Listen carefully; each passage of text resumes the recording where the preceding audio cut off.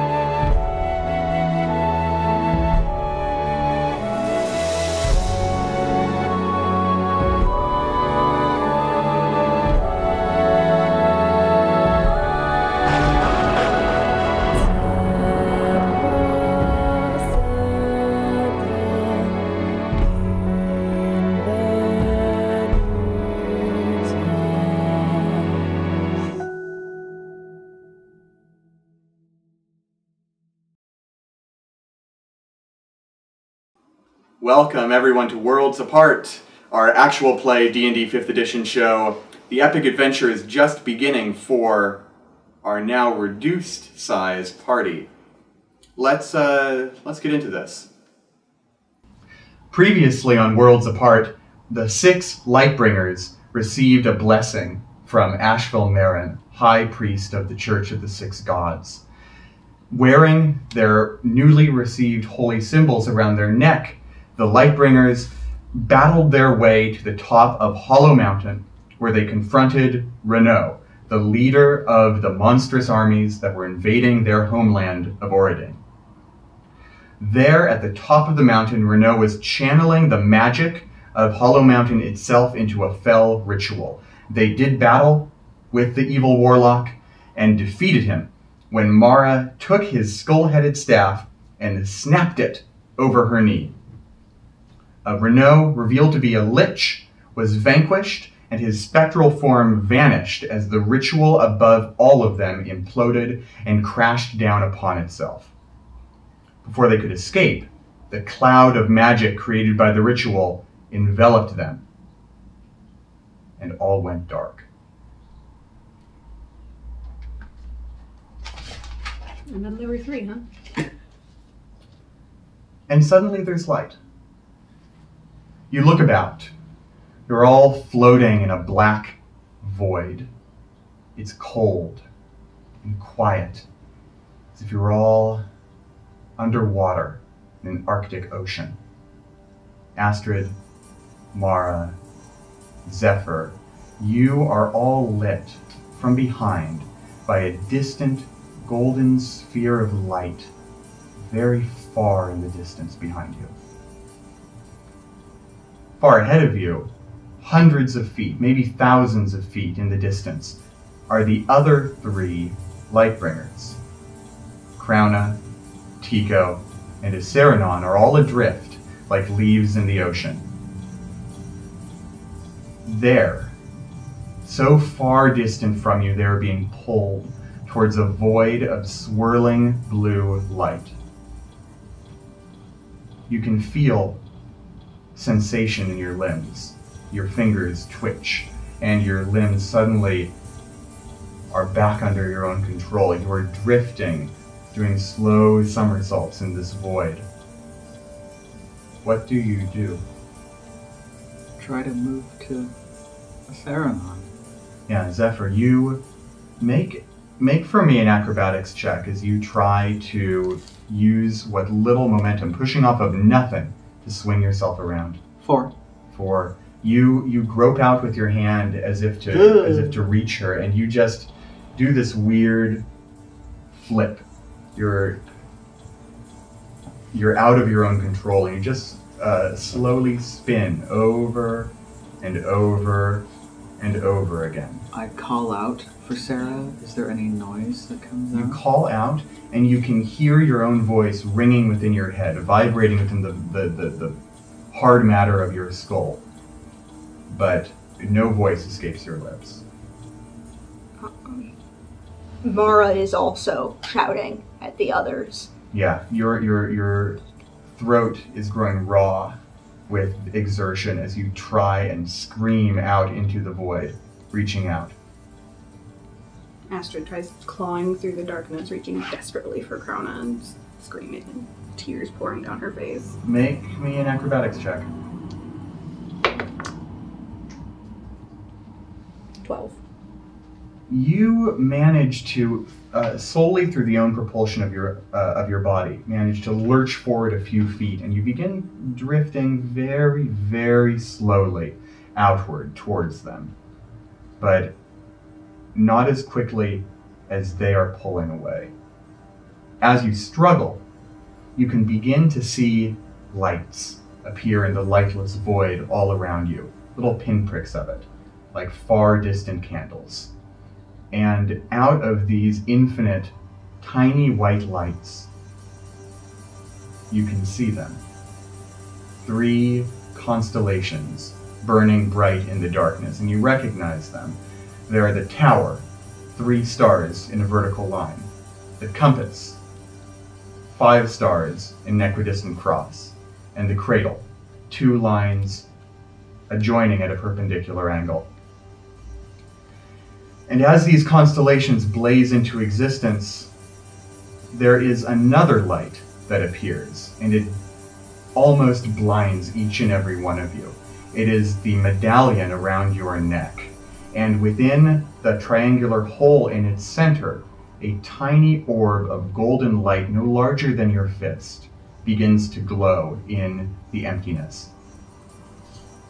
And as this brilliant radiance appears, there's a brief pause, and then a push, a thump against your chest, and a ray of golden light shoots out from the orb, out through the void, into the deep distance. Mara, your ray shoots out first, and it strikes what you believe in the distance now to be Tico, square in his chest. And this golden tether attaches between the two of you. Then Astrid, your medallion, and it strikes Krona clear in her chest. And then Zephyr to a Saruman. Now with this beam connecting the 3 of you, now what do you do? I'm going to try and pull on it. Yeah, you grasp it with both hands, and as you do so, it affects Mara more than you, Astrid, but it sears your flesh. It hurts to hold on to this radiant beam. But make a Constitution check for me as you grit your teeth and move through the pain. Zephyr, you don't have to do this unless you 2 are grabbing the beam. Okay, all 3 of you are doing that. 14. Okay. Constitution check, just 5. 14. Okay. 18. All 3 of you managed to hang on. All 3 of you also are going to take 18 radiant damage. Yeah, Astrid, it's for you. No, not a spell. Magical effect, but not a spell. You feel your hands grow warm, but you manage to hold on. Focusing through the pain, you begin to tug and tug and tug and keep on moving forward. You are indeed pulling yourselves along through the void towards that swirling shape, that strange deep blue gash that the other 3 are moving towards. And then you feel something on the back of your neck. It's as if a hand, a warm hand, a comforting hand, grabs you by your collar and begins dragging you back towards you. You feel your grip on the radiant cord from around your neck begin to burn against your hands like rope burn. It's searing. Make another Constitution saving throw for me. Natural 20. Nice. You get +3. Oh, nice. Oh, yeah. 14. 15. Zephyr is the only one who saves. And you all take 13 radiant this time. Mara, you really focus. You try and bring yourself to hang on. I see Zephyr hanging on. You see Zephyr hanging on, but the pain is just too great. It is something that you feel your own mortal flesh was not prepared to handle, and your grip is thrown from the cord. Same with you, shouting Astrid. soundlessly again. Mm-hmm. I try to engage my flying boots, and just the wings beat against nothing. Yeah, they're doing their best, but nevertheless, you feel yourself inexorably pulled back and back and back. And Zephyr, despite your best efforts to hang on, over time, you manage to avoid injuring yourself hanging on to this cord. But a minute goes by, and you see your friends dragged away from you. You are caught now in the middle between this golden orb at your back and this strange bluish gash far in your front. And eventually there is no more you can do. And you let go.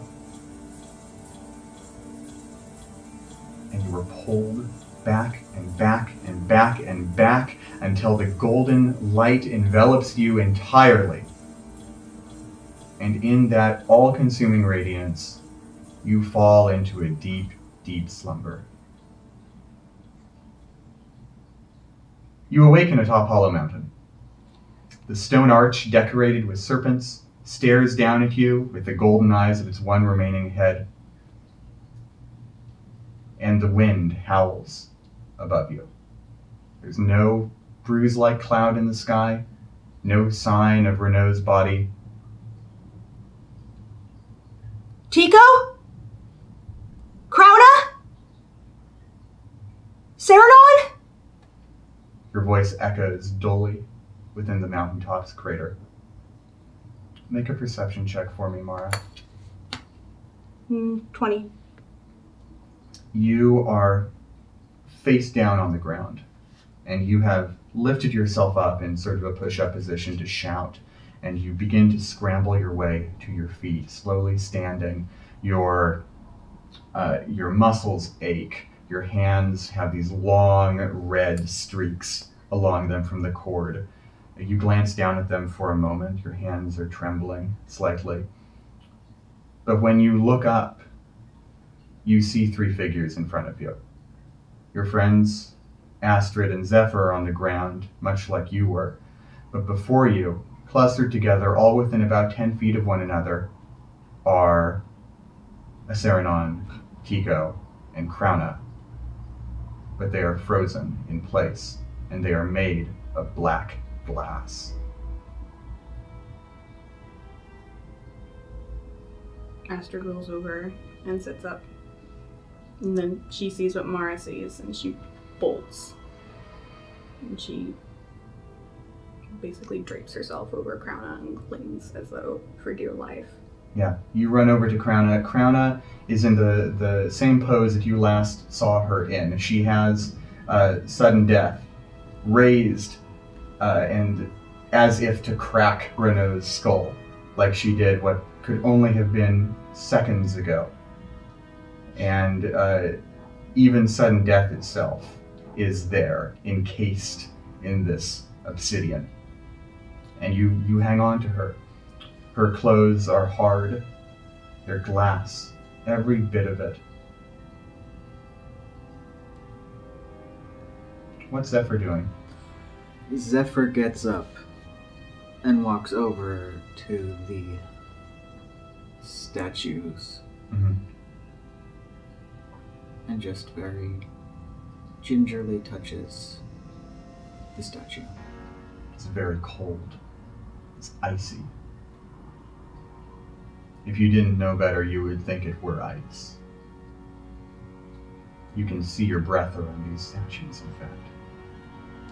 And we all have the radiant marks. Yeah, you all have, just diagonally across your palm, it's an Rope almost burns. blackened mark. Yeah.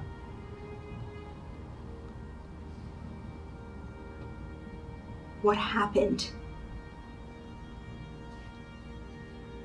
Astrid's just sobbing inconsolably. If it weren't for these, I would have thought it was death. Where were we? People who have near-death experiences don't come back with Scars. radiant rope burns on their hands.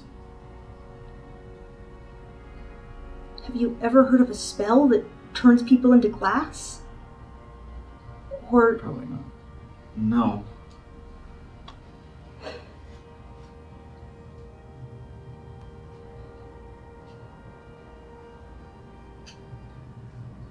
Astrid grabs the face of the glass Krona and shakes it. Wake up! Come back! And then she just curls up in a ball. Yeah. The face stares back impassively. It is a perfect, lifelike recreation. But it does not move.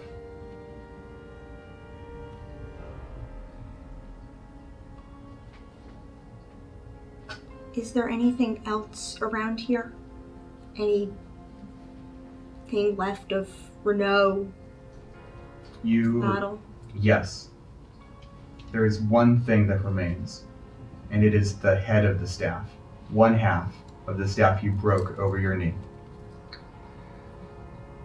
It is a skull with red gems in its eye sockets that is mounted against I believe it's a human pelvis or rib cage. Yeah, mounted against a human rib cage with half of a spine trailing down below it. This grim artifact is all that remains of the battle. The ground itself, wisps of dark blue mist raise from the stone every now and then. Last remnants of the cloud of powerful magic that draped down upon you.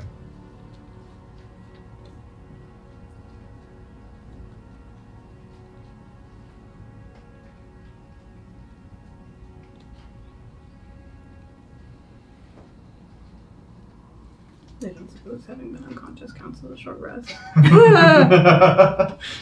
Were we unconscious for 8 hours? Wouldn't that be nice? No, you wake up unrested, well, really quite restless. As far as you can see, you're in a safe environment, though. It is quiet up here. All you can hear is the sound of the wind above you. Even the sounds of the battle, thousands upon thousands of feet below you, can't be heard from up here.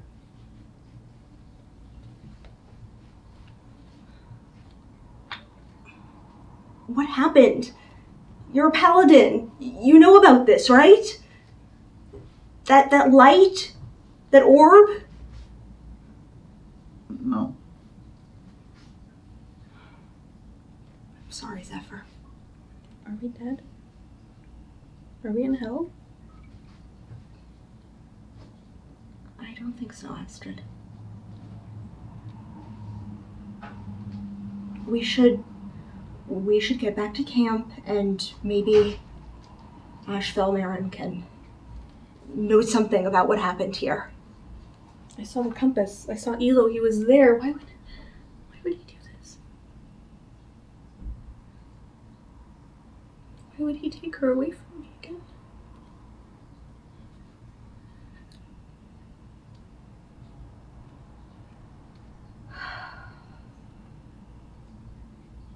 I go up and brush my finger along Tico's brow. Mm-hmm.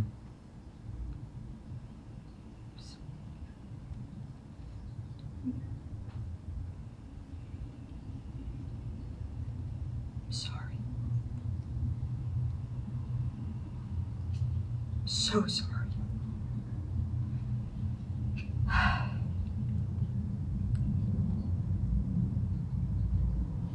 Is Astrid still curled on the ground?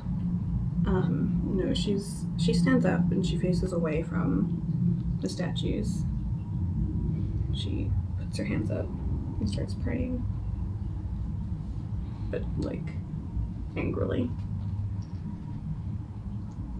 Zephyr sort of rest their head against the statue, even though it's cold, and starts humming. It's an orcish song that Sarah would sing, and starts trying to hum it. They don't know the words correctly, so a couple words kinda come out sometimes, the only ones that they know so far. Yeah.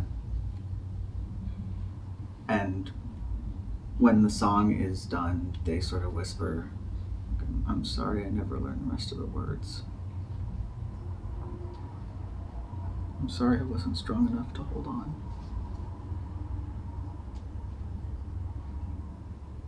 And they just lean there. Yeah. How long do you stay here?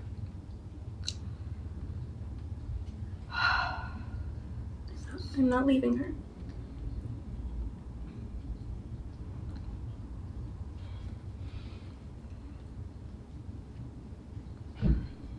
It wouldn't surprise me if they were there for an hour, if not. Probably feels like longer, though. Oh, for sure.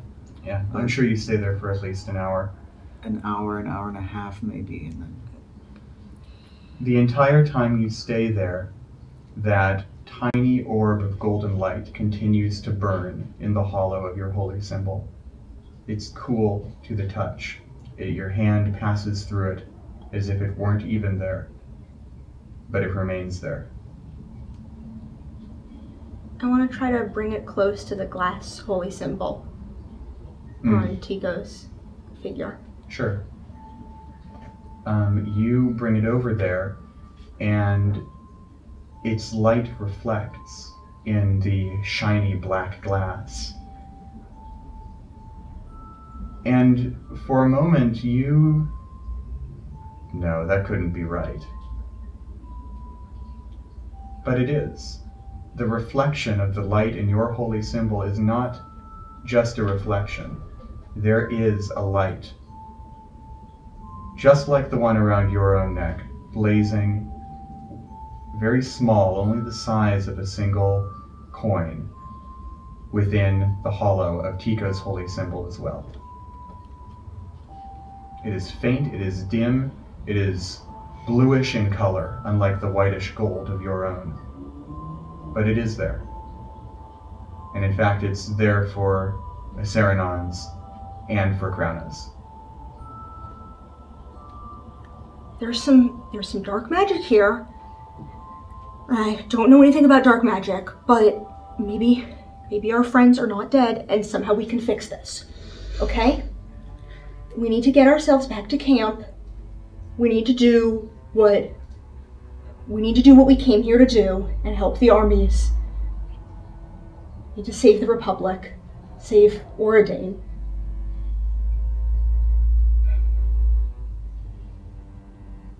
We need to be the heroes that they're counting on.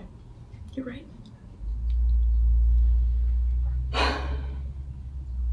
Astrid leans forward and kisses the statue of Krona on the forehead and leaves. By this time, the sun has gone down in the sky. The walls of Hollow Mountain's crater are so high you don't know if it really is sunset, but it is sunset to you. Is there any sort of ward either of you can set on this place? No. Okay. I'm going to... let's see. In the center, in the far south of this chamber, on the other side of the snake-headed arch, there is the hole in the ground, about 20 feet in diameter, that you had a magical staircase to climb up last time. Oh. There is no such staircase now. It must have faded when the trunk of the tree snapped. Zephyr, between the two of us, do you think we could carry Mara?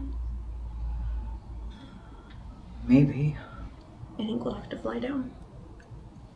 I could probably climb down with a rope. I can't use my wings again yet. Oh. I'll start trying to tie a rope to something. Okay. Make a perception check. 16. You found a grappling point. There is so much jagged rock sticking out of the ground, very solid. You go to one of the walls and you tie a knot, no problem. How much rope do you have between the three of you? I have 150 feet of rope. Personally. I'd prefer not to leave all I of that still here. have 50. I should have at least 50, I think. Okay. 250 feet of rope should be enough to get you down. What are you doing with the head of Renault's staff? I'll put it in the bag of holding. Cool. You open it up. It is completely pitch dark in there, and you just and it disappears into the blackness. Sure hope that thing doesn't have a mind of its own.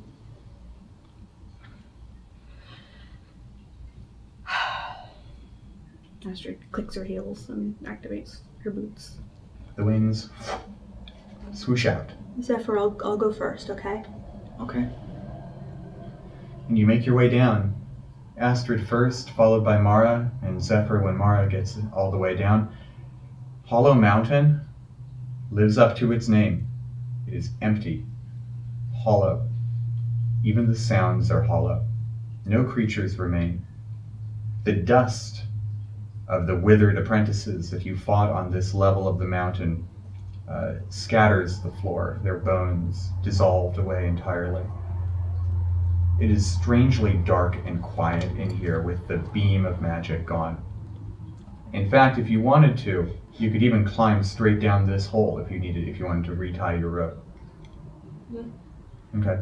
Make a dexterity check to loose the knot all the way up. Astrid, could you... Oh, yeah. Could you untie our rope? Yeah. You shoot right back up. You untie the rope, bring it back down. It's handy. And we can just smooth this right along. You go into the next chamber, the one in which the fish-like void creature was swimming within the magic, and it too is devoid of color and sound. Even the bodies that once covered this floor seem to have rapidly deteriorated into bone and then into dust. Farther down, the bottom level where you encountered Morgaunt, completely empty.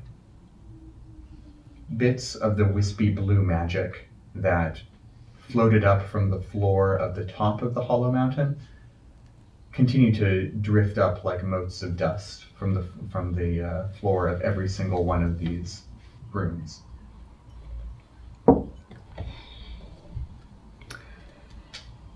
We press onward. Do you try and head out the main gate, or do you go back through the basement? Do we hear any sound with the main gate? Make a perception check. How close to the main gate do you get? I guess I'll listen as we're passing by whatever the closest point is on... You can get right up next to it if you want to. Yeah, sure. Okay. It's an 18. You make your way towards the main gate of Hollow Mountain. You put your ear against it, and with an 18, you don't know if it's because it's silent out there or because there's too much space in between you and any source of noise, but you don't hear anything. I don't think we're really in any state for this. Hopefully the army was defeated when Renault fell. So we'll keep going back the way we came, out through the basement. All right, you go back through. Did you close the portcullis on the way in? Mostly it's got stuck at like a third. Right, yeah. yes, it is stuck, hanging 3 feet above the ground, just like you left it. Astrid just crawls underneath. Yeah, we'll do that too. Yep, you crawl on your hands and knees. Mara has to kind of roll. You make your way under.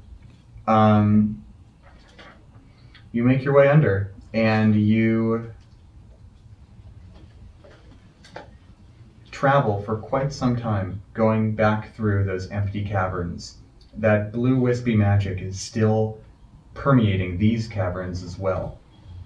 And eventually you find your way back to the ramp-like rock slide underneath the Auredanian army camp from which you entered this dungeon in the first place.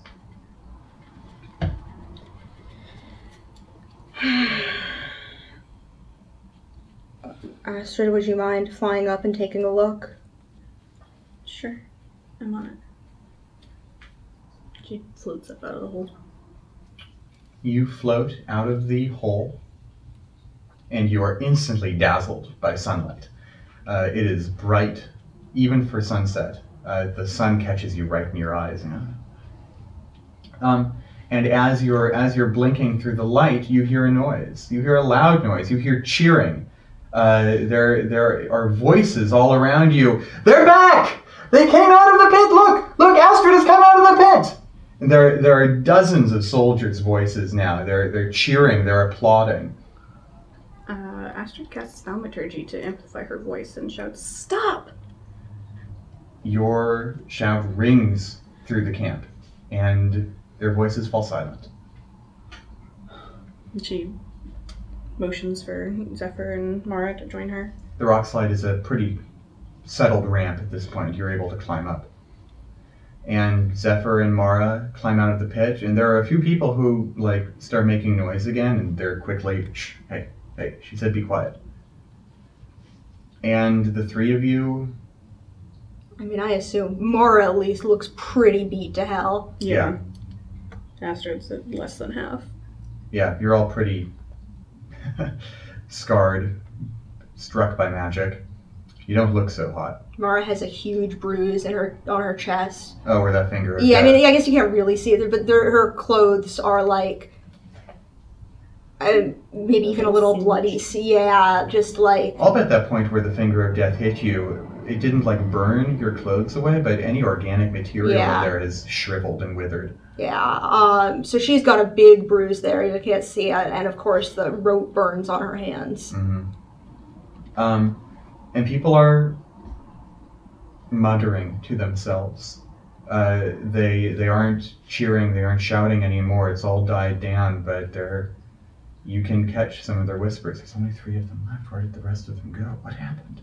Why are there only 3 of them? Why are they just standing there? Zephyr walks straight to their tent. Yeah. To the general's tent? No. Oh, That's where Astrid's going. Got it. To my tent. To your own tent. Astrid's going to the general's tent. Yeah, just head down. She just sort of shoulders through the crowd. Yeah. Zephyr goes back to their tent. Astrid goes back to the command tent. Do I see Ashel? Make a perception check. 11. There's no sign of Ashwell's tent nor his palanquin.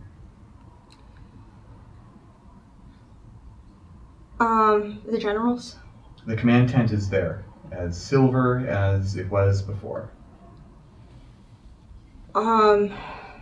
Mara's voice is super hoarse, as if she had been yelling for a long time. Mm-hmm. But it's not hard to be heard over this no longer shouting crowd.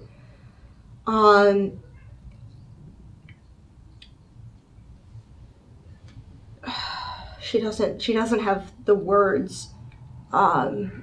She doesn't know what to tell these people who want reassurance.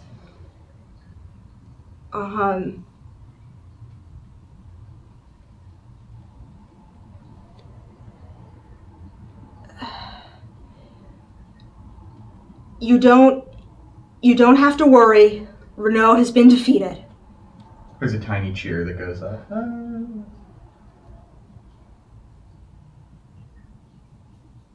Our friends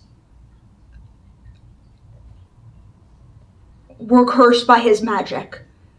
That's all we know. And I'm going to head to the general's tent. Mm-hmm. As Mara begins speaking, Astrid, you reach the command tent, and the flap parts upon Mara's voice ringing out over, and the tall, gleaming form of Ricard Silver Scale steps out and sees you. He looks right down. You almost bump into him, and he puts his hand on your shoulder and looks over to Mara, who's speaking. So Zephyr, you go back to your tent. Yep. What do you do when you get there? Zephyr takes out the letter he was writing and rips it apart and finds a new piece of paper and begins writing a letter to Sarah's parents. Got it. About what they know, and find someone to send it off. Sounds good. So you go there and you write till you're finished, and you find someone. Yeah. Find someone to send it off as fast as possible. Sounds good. Mara, you finish your speaking, and you see that Astrid has been intercepted by General Silverscale outside the command tent, and you go to him. And there's a long silence as the two of you look right at him. And eventually he breaks it by saying, I am sorry. I am sorry. You have nothing to apologize for. You and your friends, they all fought valiantly. You knew the risks when you did this. They knew the risks.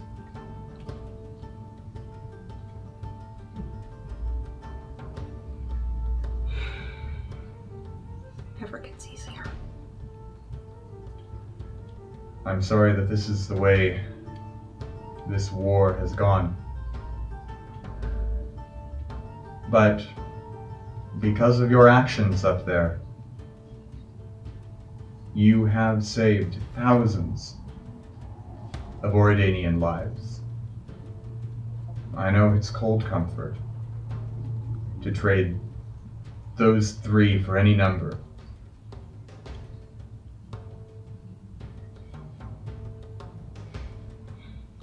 Astrid just sort of slumps forward, her forehead and horns kind of clank against Silverscale's armor. Just Yeah.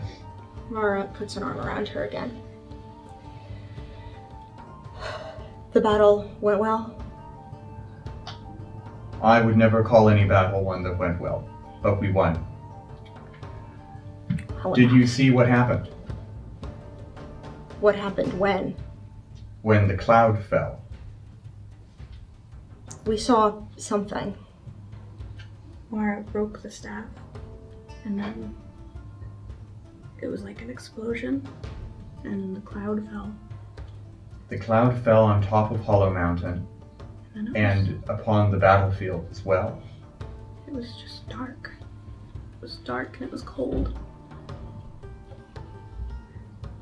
Is Ashvel Maran, he's still here? His Excellency has traveled back to the capital. He's back at Omavel now. How long were we gone? I'm afraid that you were up there for nearly 2 days. 2 days? Your stomach now rumbles. It's been quite some time. I'm sorry, we had almost given up hope of recovering any of you at all. Seeing the three of you returned is something of a miracle. When the cloud fell atop the mountain, its magic shot through the entire structure. It burst through the main gate, as if the breath of a dragon had shot out of its mouth. All of the monsters that that cloud enveloped vanished instantly. It had no effect on our forces. Bit of coughing, bit of chills, but it washed over them harmlessly. Perhaps it was you being closer to the epicenter of the collapsing ritual. Oh, you know, and he turns and he reaches into a pouch at his hip and he pulls out a piece of parchment that he's folded into 6 teams. There's a bit of crinkling along its edges if he's been gripping it tightly in the past. And he looks it over and he says, right before His Excellency left, he folds it back up again, sticks it back in his pocket, he requested your presence in Omavel at the Church of the Six at the base of the Star Spire. He would see you. Would you arrange his passage, sir? I'm afraid there's nothing I can do about that. There are roads There is a path that His Excellency himself took back to the capital, but it's all through open wilderness. I will say, though, that if you are seeking answers as to what happened atop Hollow Mountain, he might be the one to give them to you. Please have someone send food to our tents. Absolutely. Oh, I'm in sole command of this station. Both Generals Gizarm and Gaia Stella are no longer at this camp. I hope they're well. General Gaia Stella left as the personal guard of Asheville Marin. And I'm afraid General Gizarm did not survive the night. May he rest with honor. He shall. We are searching to recover his body. With any luck, perhaps a miracle will be performed. And he turns, at your leave, get some rest.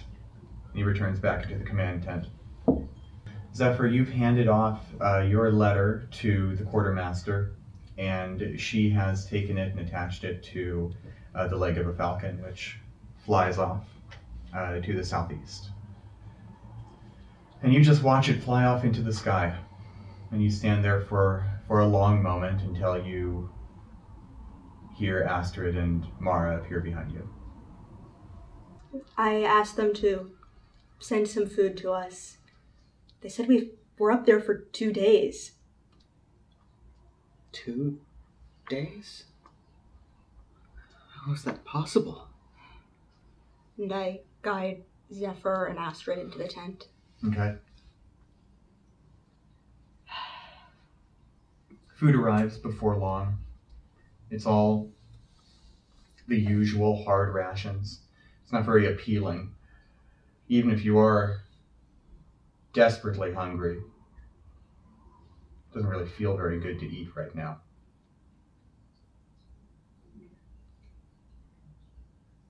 Astrid dips her fantasy hardtack, her lemon bread, into tea and just sort of dispassionately chews. Mm-hmm. Is there anything that you will be doing before next dawn when you depart? Praying furiously. Mm-hmm. Crying into pillows. Yeah.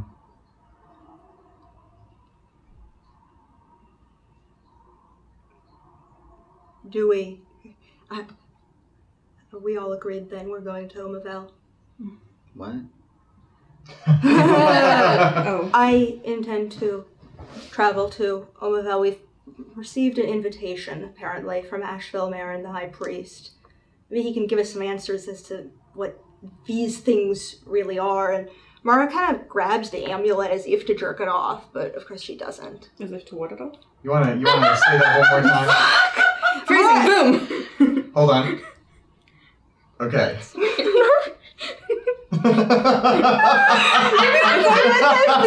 I didn't say it, somebody else would have. I was gonna say it.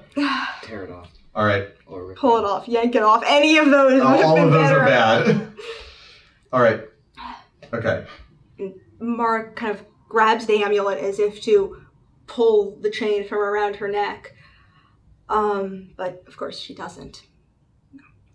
Omavel, I should tell Tico's parents. And of course I need to send a message to my son. Maybe we should wait until we know more. We'll go see Asheville Marin. But his parents should hear it from us, not from rumor. Of course. Astrid, balls her fists and her nails are, digging holes into her palms. Yeah.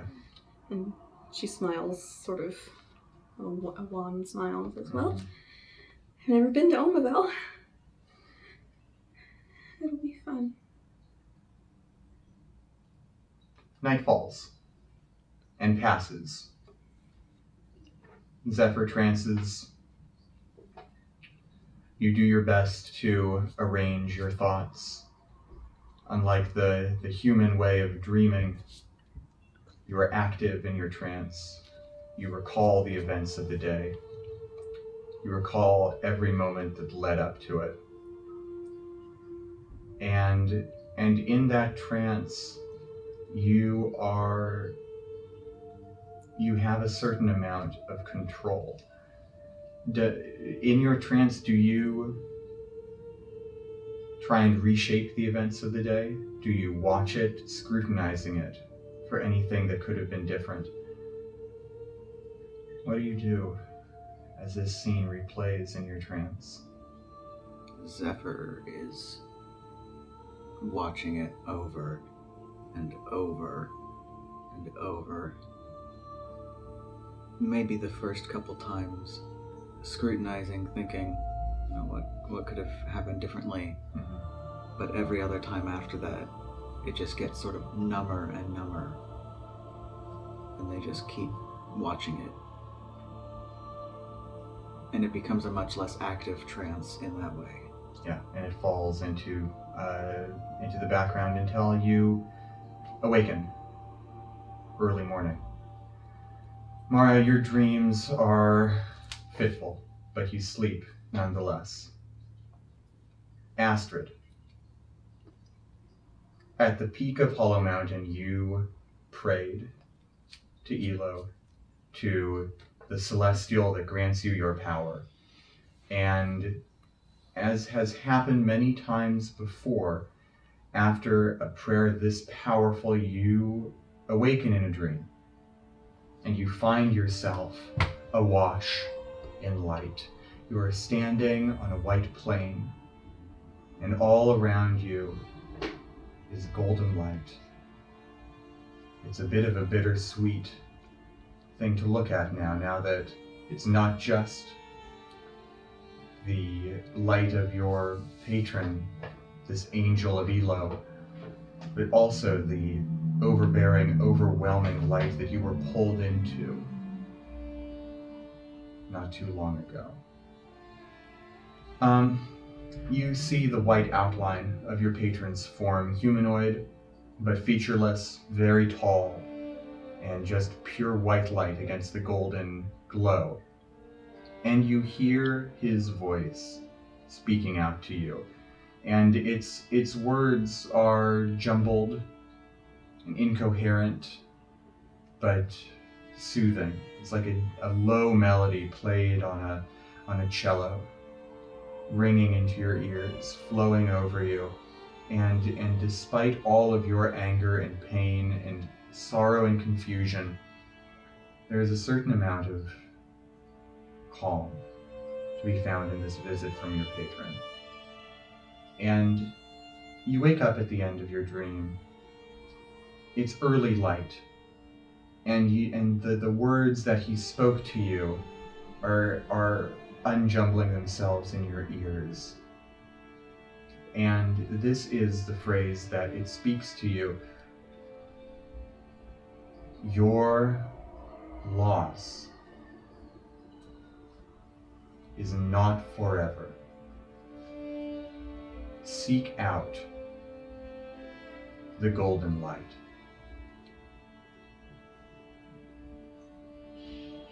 And then you awaken fully. You blink the sleep out of your eyes and you see the early morning sun rising over from the eastern plains. And it's daybreak.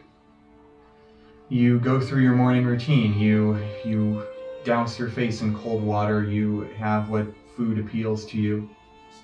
And you gather your things. I'd like to talk to Silverscale once more before we leave. Silverscale is out and about. He's speaking with his soldiers. And they are not jubilant, but it looks as though many of them have gathered to bid you farewell and to see you off on your journey. Mara acknowledges them with a nod. Mm-hmm. Respect. General, there are statues of our friends atop that mountain. Please give your soldiers orders not to disturb them. Absolutely. It will be the sacred charge of the Order of the Dragon God to keep safe all of Hollow Mountain. We will post guards at every door, and we will plumb its lightless depths. And we'll make sure nothing disturbs its peak either. Thank you. Mara, go with grace. Go with honor. Go with all of our blessings. And the same goes for the two of you as well, he says, approaching the rest. Astrid bows and says, The journey to Omavel is not a difficult one, but the wilderness is plagued with monsters and bandits as of late. I know it should be nothing that you cannot handle on your own, but even though Renault has been defeated, even though I can safely say this war has ended, we are not yet safe. We are not yet out of the woods. Peace be with you. farewell. And he turns about. Some of the soldiers start waving to you. They go cheering. Be well! Thank you for everything! You've done it! And their voices just sort of disappear into the distance. Out of the woods? It means we're not done being in trouble yet. Are the woods trouble? When there's like bears and stuff, yeah. I think I can take care of bears. I think so too. Astrid's feeling less somber after a visit from her patron, but still a little angry, still a little confused, but also now there's a tiny sparkle of hope. What has Zephyr done with his hair today? They did their best to brush it, but that's really it. How long is Zephyr's hair all the way down? Oh, jeez. Down to his butt or longer. Their butt? Probably at its full length down to around their butt. Yeah. Or at least just above it. It has to be pretty long to get braided in some of the They ways. get all those cool braids. Yeah. All right. You're on, well, I was about to say on the road, but there isn't much road these days. You begin making your way south. The compass, is it working again? Ah, you pull out your compass, and no, it is still dead set on Hollow Mountain. Stupid warlock's messing with... Shove it back in the back. Hashtag not all warlocks. No offense. Astrid can see the star of her patron at any time of day. You see it shining bright in the morning sky, even though no one else can. Is it in the north? Is it near Elo's star? Yeah, it is very close to it. It's not part of any constellation that you're aware of, but it is sort of in this wide ring around the compass. Okay, so it's like sort of northish. Yeah, like if you look up in the sky and you put your thumb up and you covered up Elo's star, it would be like the length of your fingers over. Okay. Yeah, it's pretty close. So Astrid looks to the sky and measures a little bit. Does an about face and says, it's this way. Yeah.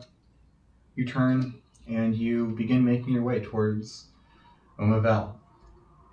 The Auredanian army camp was out on the middle of a blasted wasteland called the Shattered Plains. These plains were once great green fields, part of the savanna to the south. But when Hollow Mountain erupted, 3 great chasms tore through the earth, and all the native life to this region began to wither and die as monsters poured out of the crevices. You're currently traveling southwest. You can see the lip of one crevice going due south, off to one side, but you generally keep askance of that. We're going to do a quick skill challenge for travel. So I'm going to pose a main scenario. You are traveling to Omavel, and you guys get to tell me what happens along the way. I'll start with Hannah because she has done this kind of skill challenge for me before. And you are each going to describe a quick scene that happens along the way. It's about 3 days of travel to get towards Omavel. And you are going to make a skill check, skill of your choice, to resolve the scene and continue on your way. And if you beat a target number that I have hidden back here, you get a success. And what you want is you want to get 4 successes, or what you want is you want to get 3 successes. Cute. Oh, that's so cute. Thank you. 3 successes before 3 failures. So if you all roll above my target number, you'll only do 1 scene each. So we're gonna go Hannah because she's done it before, Cedric because you were in that because you were in that campaign that Hannah ran that had that, and then we're gonna do Gwen once you've seen the other 2 do it. In our skill challenges, are we doing a similar thing where we can't double up on skills? Yeah. So once you use 1 skill for 1 scene, you can't use it for the rest of the challenge. That's right. Okay. Between all of us. So I would say that you guys can use your own preferred skills. It's just that you can't use it again. Okay. Yeah. It's just nice for flavor to have a little variety, but you can always flavor it differently. Yeah. So yeah. So this travel montage begins in the blasted, rocky badlands of the Shattered Plains, and Mara, you're the one to get them through it. So this area is, geographically different from the desert, but don't have to pause in the middle of the day to find shade and rest, although it is pretty warm. Mm-hmm. And the first night in camp, Mara has set some snares to try to find some rabbits that they can then dress and carry with them.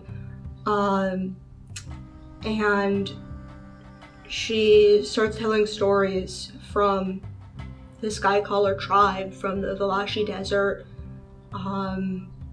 and pointing out the constellations that they identify in the desert, which are similar to but different from the constellations of the Republic.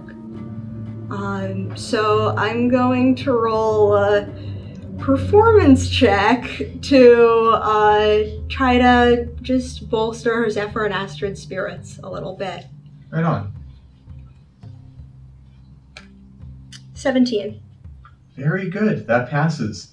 And Zephyr and Astrid, you may not be back at your full spirits, but there's a certain camaraderie that surrounds this team, and you're grateful to have Mara here.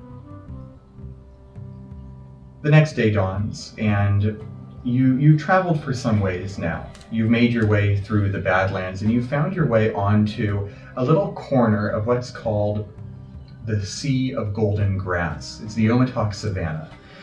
It is this lush, golden land between the city of Omavel and the arid Solitok Steppe in Broadfurrow. So you've made your way here. You're going to keep on going southeast.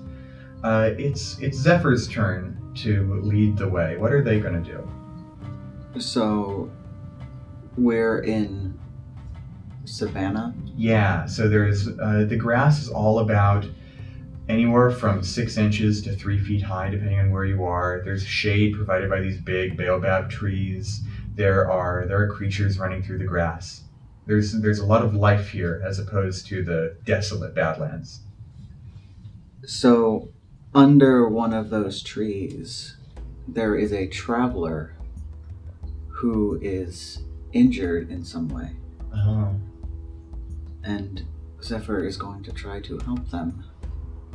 So I'm going to roll a medicine check. Right on.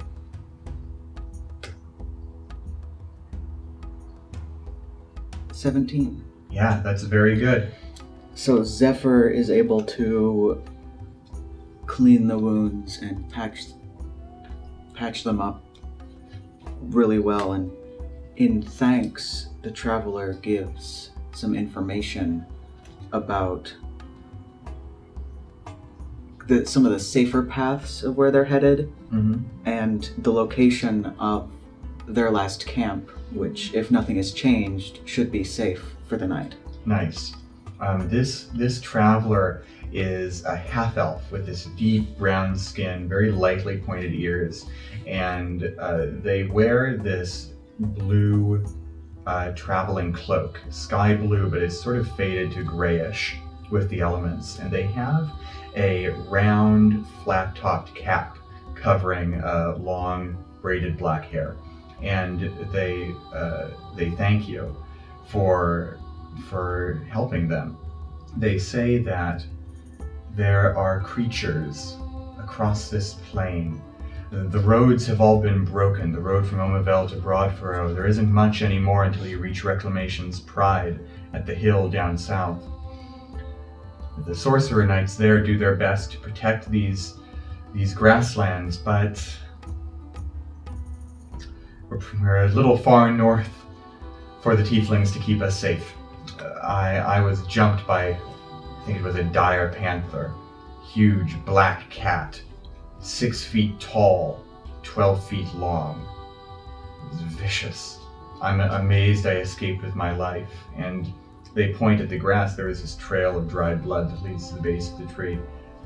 And I definitely wouldn't have without you. Thank you. You're welcome. And they raise a hand and they depart.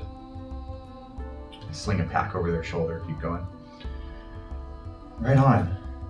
You make your way to that half-elf's camp, and you find that it is indeed safe. It is this little copse of trees that have all grown together in a U shape.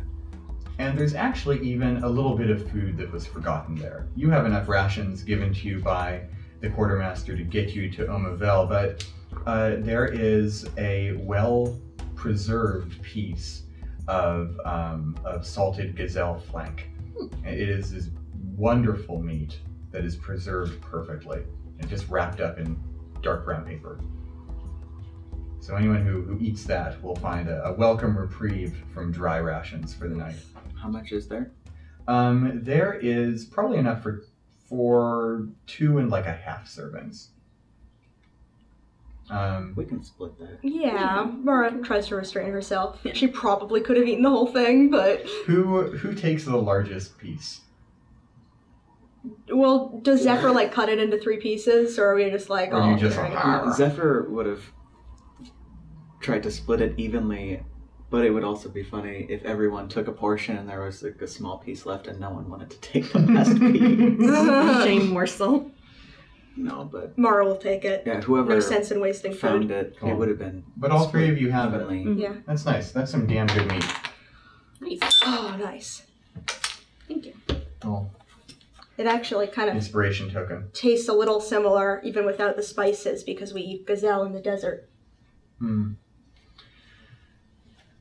It's been about 5 days of travel. Only about 2 days left to Omavel, and you've made your way all the way to the edge of a small group of hills, mountains, that are on one edge of a river that runs along Omavel, Omavel's east side. Omavel, even though it is a city that once straddled 2 empires, on the very border of the savannah and the border of the desert has encroached over the many, many years since Omavel was built, and it is now quite firmly within the dunes of the desert with a river flowing right past it. So you can actually see the golden glow of the star spire, even in the early morning, guiding you like a beacon. It shines through a cleft in the mountains, a perfect mountain pass for you to walk through. Guide your skill challenge so that you are not at Omavel, but at the river crossing. Okay. There's a short cliff that we are all standing on just above the river. Astrid sort of scrambles down a little less gracefully. She reaches down and takes a deep sip from the river. Mm-hmm. And like waves to Mara and Zephyr to come and have some fresh, cold water. Mm-hmm. At this point in our journey, our rations are not running out, but they are running low and they aren't very pleasant. Astrid's not a good fisher despite coming from the ocean, but she did learn from Linnea how to forage. So she's going to search the area for fruits, nuts, edible tubers, and I'm going to roll nature. Nice. Oof, it's only a 10. Oh, I'm afraid that's not going to cut it. Does she fall in the river? Yeah, she falls in the river, cuts her hand on a blackberry bush, but she does find a couple of... She finds a blackberry and maybe a few wild carrots. Nice. So you find a couple of things. It's not enough to really take the edge off your hunger and disdain for your dry rations, but you're like, this'll do. And at least you got through the hills and got to the river. I'd like to offer you all an alternative third success. If you take this scene that I give you, you'll automatically succeed on the third success of your skill challenge. Would you like to take it? Yeah. Sure. You look skeptical. You look very suspicious. So we either take your scene automatic success, or you or Mara can try and guide you into the final success. I offer to the group. I'll take yours. Okay. Yeah. You make your way to the other side of the river. It's the same day. Astrid's still a little bit damp. And you find, and you can see the walls of Omavel. You can see the sands. There are camels walking across it, piled high with goods. Hollow Mountain is just a speck on the horizon now. The golden glow from Astera's roost in the star spire illuminates the mid-afternoon light. And you cross this river. There's a bridge, well maintained. There's a road here even. And on the other side of the river is a tall stone. It is about 15 feet tall. It's thin like a needle. Probably 15 feet tall and maybe 6 feet at its base. And it is rather unadorned except for carvings of words and letters all over it. This is a Wayfarer's Stone, or a Prophecy Stone, or there are many names for these things, but there are many Prophecy Stones throughout Auredane. And many, many years ago, beyond living memory, beyond even myth and legend, these stones had a word or phrase written into them by a mysterious person known as the Prophet. And over time, cities, towns, and essentially rest stops have grown up around these stones. Travelers may camp around them. They're good luck. And people will inscribe their translations of what they think that ancient phrase says on it. And usually the first translations are in Old Valashi or Old Ometesian or even Elvish, which hasn't changed much over the years. And people have since made either irreverent graffiti to confuse people, or they have done their best to translate into Orcish or Common or Dwarvish and gotten it kind of right. And so this particular Oracle Stone, Prophecy Stone, is absolutely covered in markings. It is so covered, in fact, it's hard to tell what that original mysterious word was, just because of its proximity to the big city of Omavel. And there are probably like 6 people hanging out around the base of this stone.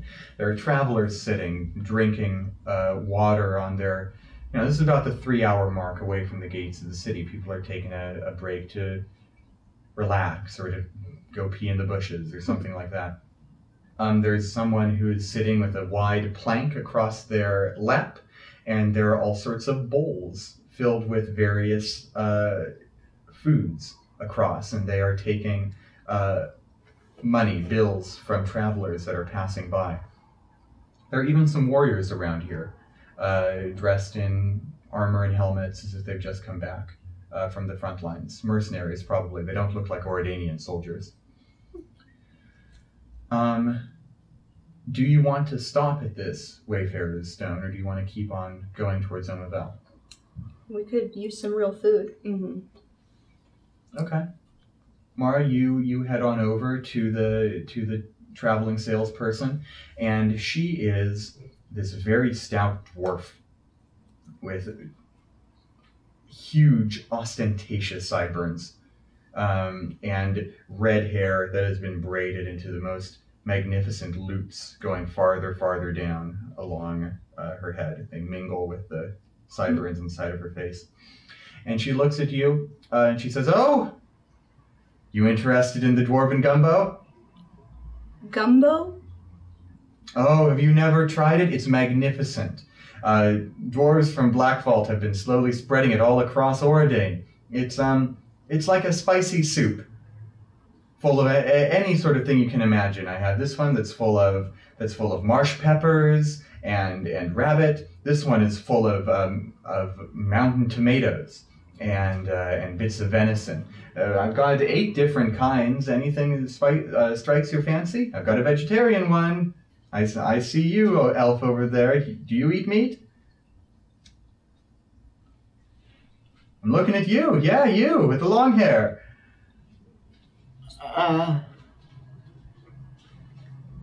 Sometimes. Well, Do you want one, Zephyr? hey, you, lady in the middle, you're big. You want an orcish recipe? There's plenty of orcs living down in Silverwing. They've got food you might want to try. I'll have the rabbit. All right. Here. And she takes a wooden bowl from her side and a big old ladle. Hands it over to you. All right. That'll be 5 copper apiece. And Mara rummages around in her pack and pulls out like an entire skein of rope and is like, okay, it's down here somewhere. Here, hold this. Astrid takes a sniff. And pulls out the How does pieces it of smell? paper. It smells very strong. It is spiced super, super powerfully.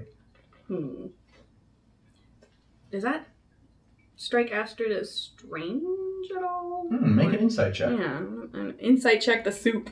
The soup is lying to me. 19. 19. The soup is not lying to you. You get in and you just give a good sniff to each one of these, and you get the sense that this is just the way this recipe is made. Okay. Spicing things super heavily could be to disguise a taste or aroma of something poisonous, treacherous, but you're looking around, there's like 12 other people that are all eating this stuff, and they all seem to be in pretty good health. Mara takes a little bit to fiddle with the bills because every time she goes to Omavel or Half Moon City and trades, it's like, okay, which one's the copper and which one's the silver and which one's the gold? That was pretty obvious, Yeah. but Astrid, do you want one? Do you have any with fish? Absolutely. She looks over her sort of smorgasbord array and finds, yes, this one is fresh from the southern coast, right by the edge of Guadavita. It is, what fish is it? She goes looking through a little cheat sheet that she has dangling off of the plank, and she says, this one's southern trout. Wonderful. Here, give it a try. And she hands you a bowl. Just give it a sip. See if you like it.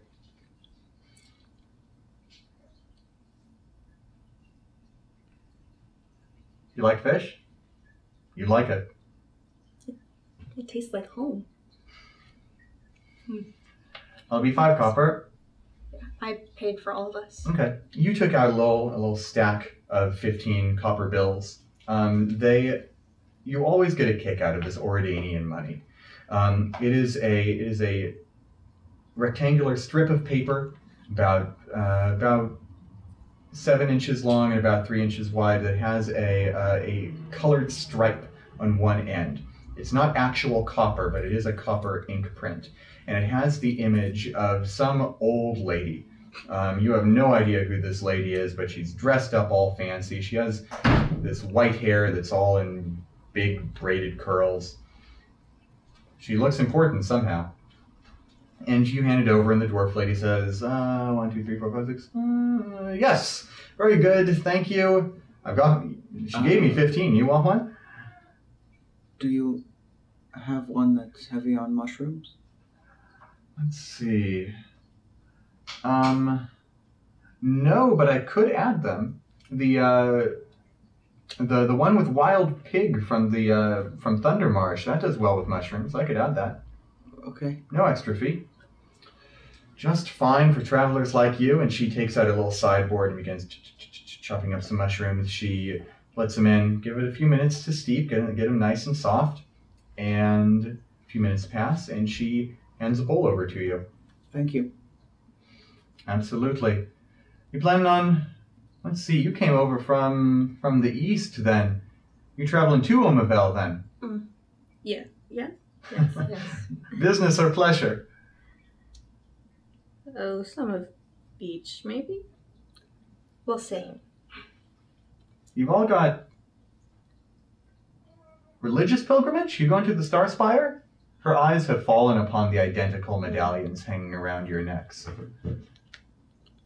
Something like that. Oh, sorry. I won't pry. Not one bit. Go on. Have a nice journey. I hope you get to talk to the Oracle himself. Thank you kindly. Thank you.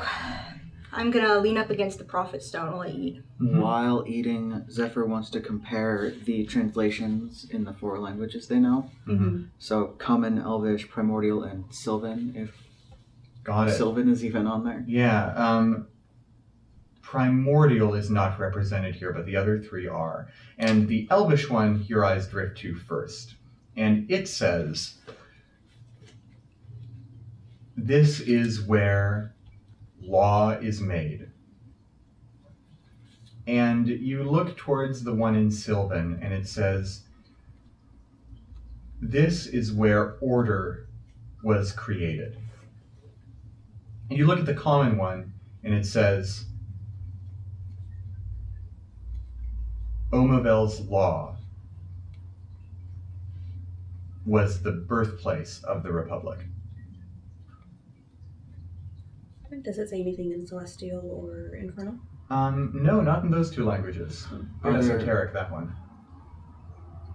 After looking at that, Zephyr wants to find the most outrageous, it's usually in Common, translation, graffiti that they can find. The most outrageous one. You know, someone who has tact, so they didn't just scribble something Ass! like ass over it. They tried to make it look uniform in the same way that everyone else was doing it. Right. It says something irreverent. The most outrageous one you can find is, "The light is too damn bright at night."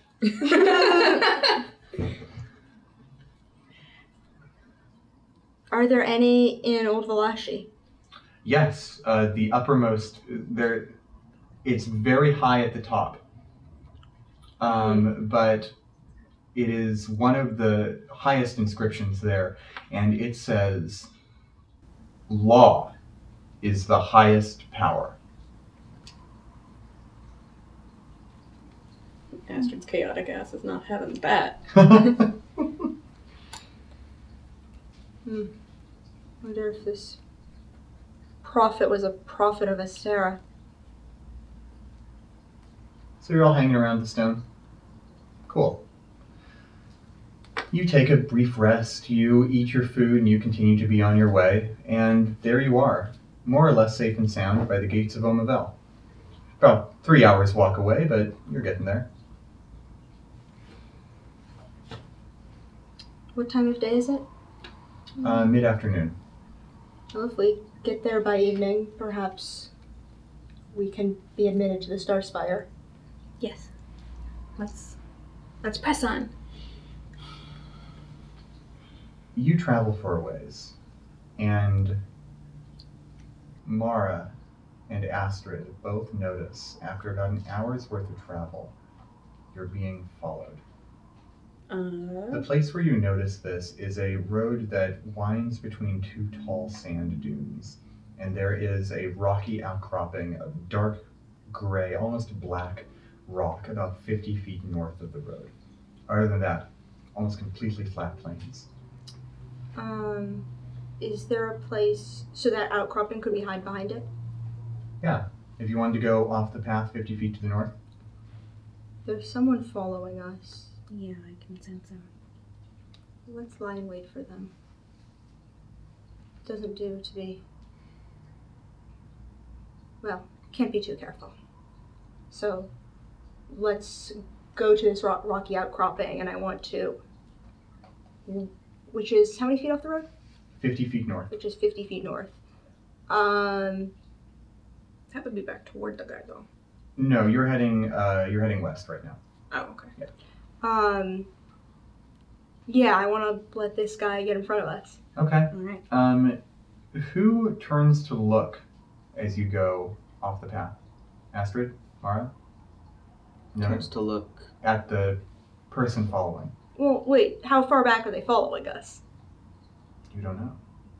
You've caught a glimpse of them out of the corner of your eye as you've stopped, and you've wiped your brow and you've looked about. And you've seen them probably about 3 times, keeping at that distance that is not too close and not too far. I just want to try to get behind the outcropping as quickly as possible before they see. Okay. Mara moves. Yeah. Zephyr's not gonna look back. Just Okay. follow Mara. Okay. It's more Astrid's style to just turn around and, like, confront them. Mm-hmm. But, I think she would stick with Mara and Zephyr and, like... Okay, you hurry off to the other side of the road and get behind that outcropping. It is then, Mara, that you feel the point of a dagger against your back. And and Zephyr and Astrid, you see, hiding behind this outcropping, you've clumped behind this outcropping. As you're looking over it, trying to see the person, someone that you hadn't seen before, their invisibility spell wears off, and a dagger is pressed right into Mara's back. Oh, camel dung. This person is dressed in white desert attire, but poorly. And in fact, Zephyr, you recognize their attire. They're wearing leather armor with metal boots, a single metal pauldron over their left shoulder, and a helmet, a metal helmet that uncovers most of their face except for, so it's almost like goggles in front of their eyes, sort of triangular eye slits with their mouth open. This man is one of the gods sworn. We're going to go to break. We'll catch you right after the intermission. Peace. Fight!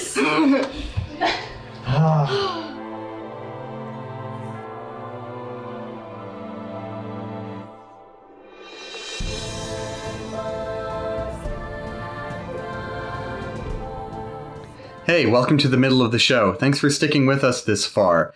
I want to get you right back into the action as soon as possible, but while we're all on break, I want to talk to you for a moment about our sponsor, Kobold Press. Now, Kobold Press is an incredible maker of 5th edition RPG books, including a book that I'm using in this very campaign, and in most of my campaigns, in fact, called The Tome of Beasts. Now, this monster of a book is absolutely filled with over 400 monsters for 5th edition. Now, the break today is happening before I unleash a new monster upon my players from the Tome of Beasts, so I'm not going to spoil it here. But if you own the Tome of Beasts yourself and want to check out the Theulai, the creature that'll be appearing after the break, feel free to open up your book and page through. Give yourself a little spoiler. If you do not own the Tome of Beasts, what's wrong with you? If you do not own the Tome of Beasts, you are missing out. You can go to koboldpress.com and pick up a copy on the Kobold store, or you could use the link helpfully included in the description of this video down below. All right, I can't wait to unleash this new monster upon my players, so I'm going to get out of your hair and get back to the video. See you there.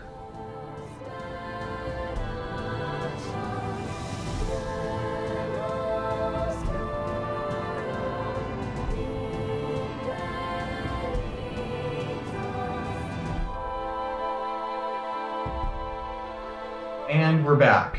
I don't know what you saw in that break, but I hope you liked it. It's a tasty B-roll. Right before the break, you had noticed yourselves being followed. You chose not to look back at your pursuers, and you moved north to hide behind a rocky outcropping. There, as you peered out from behind, looking at the path you had just gotten off of, Mara felt the blade of a knife press against her back, and both Astrid and Zephyr saw a human being dressed in leather armor with a metal helmet in sort of a Viking style and draped with a white robe for travel in the desert, materialize out of thin air as invisibility disappeared from around his form. Zephyr, you recognize this person as one of the Godsworn, one of the strange, fanatical warriors from the north that had attacked you and Saranon at the Temple of Nergal where you first met, and that you have been pursuing across Auredane since then. This man has a long, bushy, brown-gray beard protruding from under his helmet, and he snarls, he growls out from beneath it to Mara and says, "You better not be making any quick moves, or you get this knife right in your back. Bandits have gotten uppity since I was last here. We ain't no common bandits, lady. We're the Godsworn. We're here to bring you to justice." Ain't never heard of you. Can't be that good. I'd like to rage. Roll initiative. Thanks. All right, Mara, you've won initiative. You are looking right at the rocky outcropping. I got one of them behind me. You don't know their numbers or their location other than that. Okay.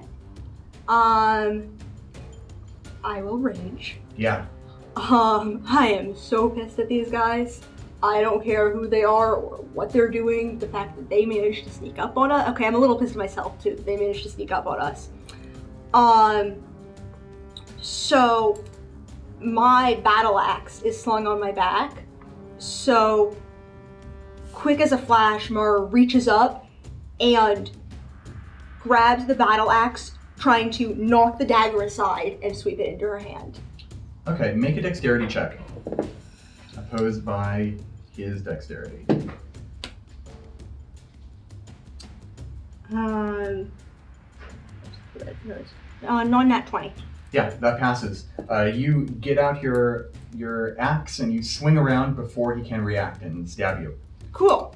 Do I hit him? What was the roll? Non-nat 20. Oh, that was your attack roll. I asked you for a dexterity check. No, that was my dexterity check. Okay. You Then make an attack. okay.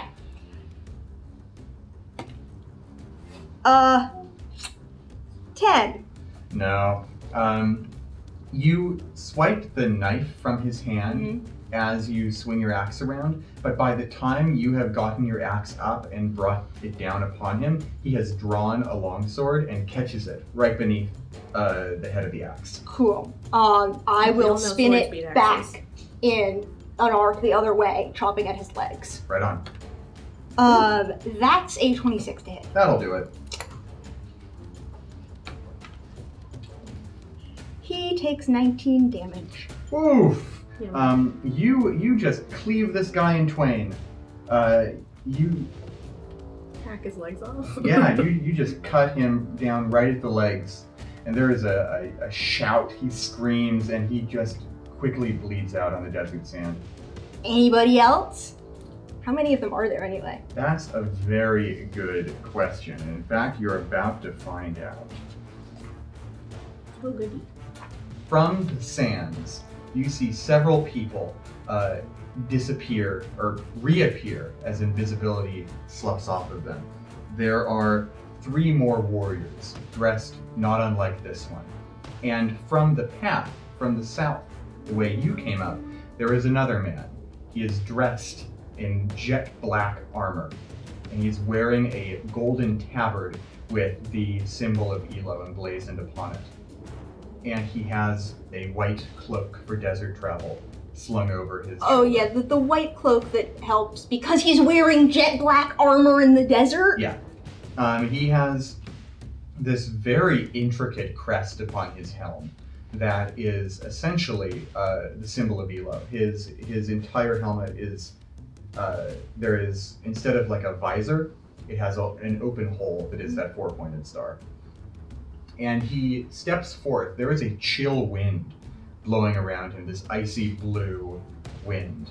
And he looks over at you and shouts to you, "I hear you're called the Lightbringers now." A pitiful name. An arrogant name. Hey, we didn't pick it. I hear you're called the assholes now. I don't know where you heard that. That's patently untrue. We're the Godsworn. And I recognize one of your number. I remember you from the forest. Off in the distance. You're not the only one who's gotten stronger since then, elf. But I was told there were more of you. I heard there were 6 Lightbringers. Doesn't take all of us to take you down. So be it. Then, in the name of Elo, in the name of the North Star, I bring hell upon you. And he unsheaths his blade, and this icy wind that has been surrounding him, that's been whipping up his traveling cloak, materializes into a cloud of mist in the shape of an icy blue wolf. It has ice shards for eyes and claws, and it immediately begins to run about the dune, howling like a banshee. The minions who have crept up on you from the north, it is their turn. How many of them are there? There are 3 of them. 3 of them. And they rush forth, howling this battle cry, and they draw long swords, and they're gonna multi-attack. So each one of you are gonna get 2 attacks here. First at Astrid, a 7 doesn't hit. Neither does a 13. Here comes one at Mara. What's I up? didn't actually ever say that I did my mage armor. Ooh, So- I Do you guess usually so. do it though? No, she never said it. She's not yeah. all magical girl transformed right now. Yeah. It's Okay. just in traveler mode right now, so the 13 hits. A 13 does hit then. That is 11 slashing. Okay, can I also get a dex save from that guy? Ooh. Jeez. 5! That's gonna be 13 fire damage on that guy. Woof.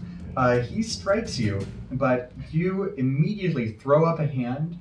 And what color is your Hellish Rebuke fire? This one's actually kind of like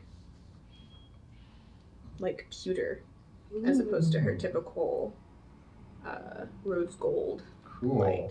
This is kind of This comes- cold fire. Yeah, because this comes from her tiefling heritage rather than from her godly patron. Got it. Cool. Yeah, and this fire immolates this man. He yelps out in pain, and he is charred to a crisp, and he falls to the ground. One of them is going to charge right at Mara. His first is going to whiff, and that's going to be a 23. That hits. And he is going both-handed, and he strikes you with an 11 slashing damage. Okay.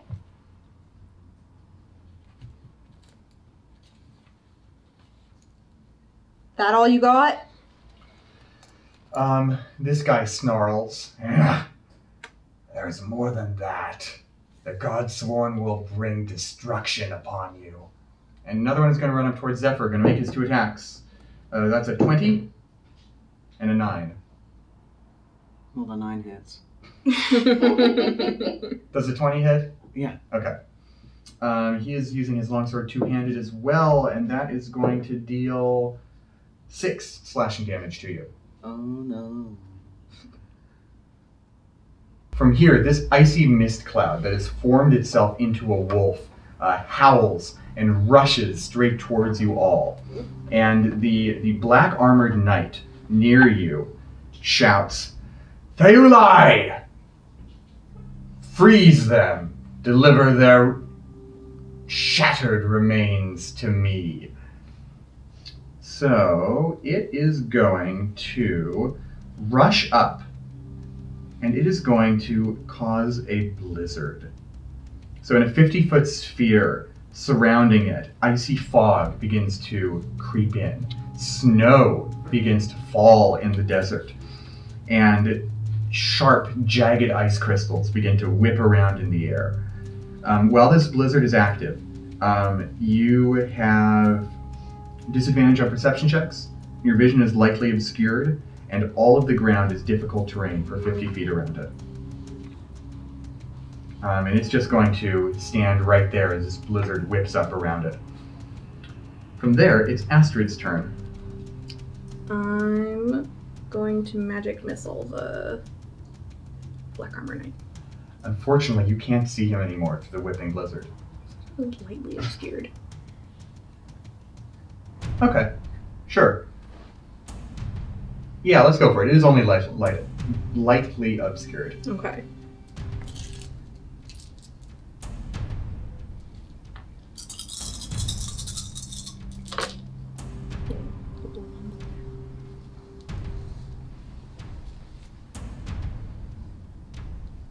Evil ice wolf, I don't like this. The opposite of good desert wolf. Yeah!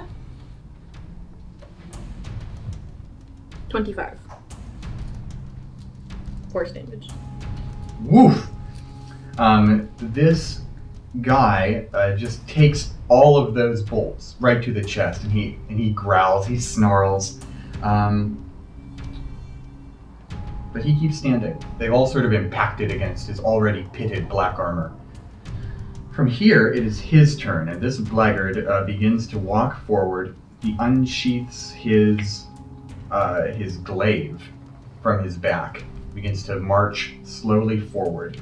He spins it once, clicks it against the ground, and this blazing red aura surrounds the tip of the glaive. And he is just going to approach. He's going to stand at the edge of the blizzard. That's as far as he gets. Zephyr, it's your turn. Mara, you're on deck. So I'm going to attack the one right next to me after my bonus action activating my sword. Cool. Fire. 21 to hit. 12 damage. You bring your longsword down on him in a flaming streak, and you cut this minion down. And there's one more minion. There's one I more. use my movement to get next to the one by Mara. You have advantage on that one too. And I use my second attack. 18. That's an exact hit.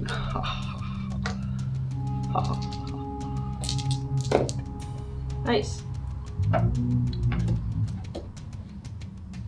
16 damage. Good. Yeah, that takes care of all of these God-sworn minions that have surrounded you. Now it's just Theulai, the White Wolf, and this Flaggard. Theul. Could you spell that? Yeah, Theullai. Theulai. I'm going to talk about him in the break. Okay. And I have talked about him in the break. Okay. that is my turn. Alright, that's your turn. It brings us back to Mara. My sword is out, so my shield is out. Mara mutters, "Awa," and her shield. Say it one more time. Say it clearly.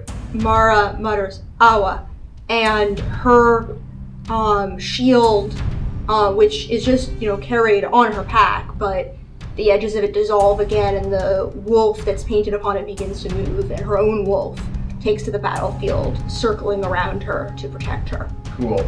It is minuscule in size compared to the creature. This wolf that has appeared before you, this cloud of mist, is a huge size creature. It is 15 feet long. It is nearly 10 feet tall. It is moving as if it's made just of mist and water. Well, my wolf is a lot prettier.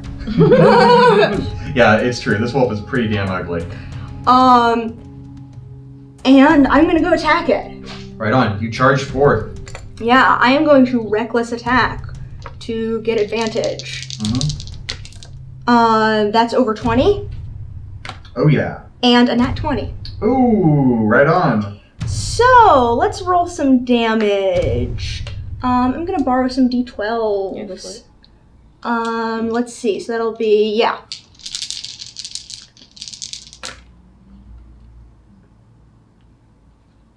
$20, $26, plus, 40 damage of the slashing variety. Right on. You cut right through it. It is an incorporeal creature. You feel your attack is not as effective as it could be, but it is a nasty blow, even to a creature of ice and mist. All right. Mara, that's your turn. It brings us to the Theulai's turn, and at the start of its turn, the aura of frigid, algid cold around it instantly deals you 7 cold damage. Everyone?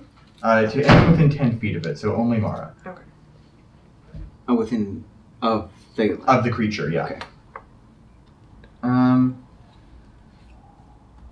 And the blackguard from across at the edge of the blizzard looks to you and laughs.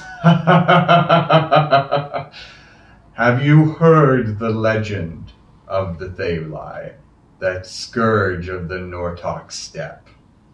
They say that all who hear its howl are doomed to go mad.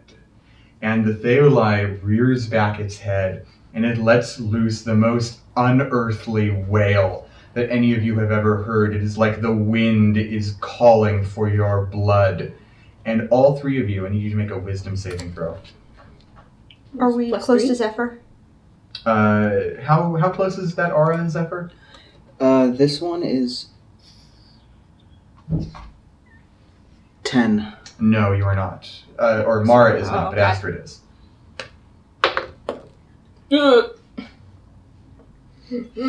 Ooh. Astrid? No. No?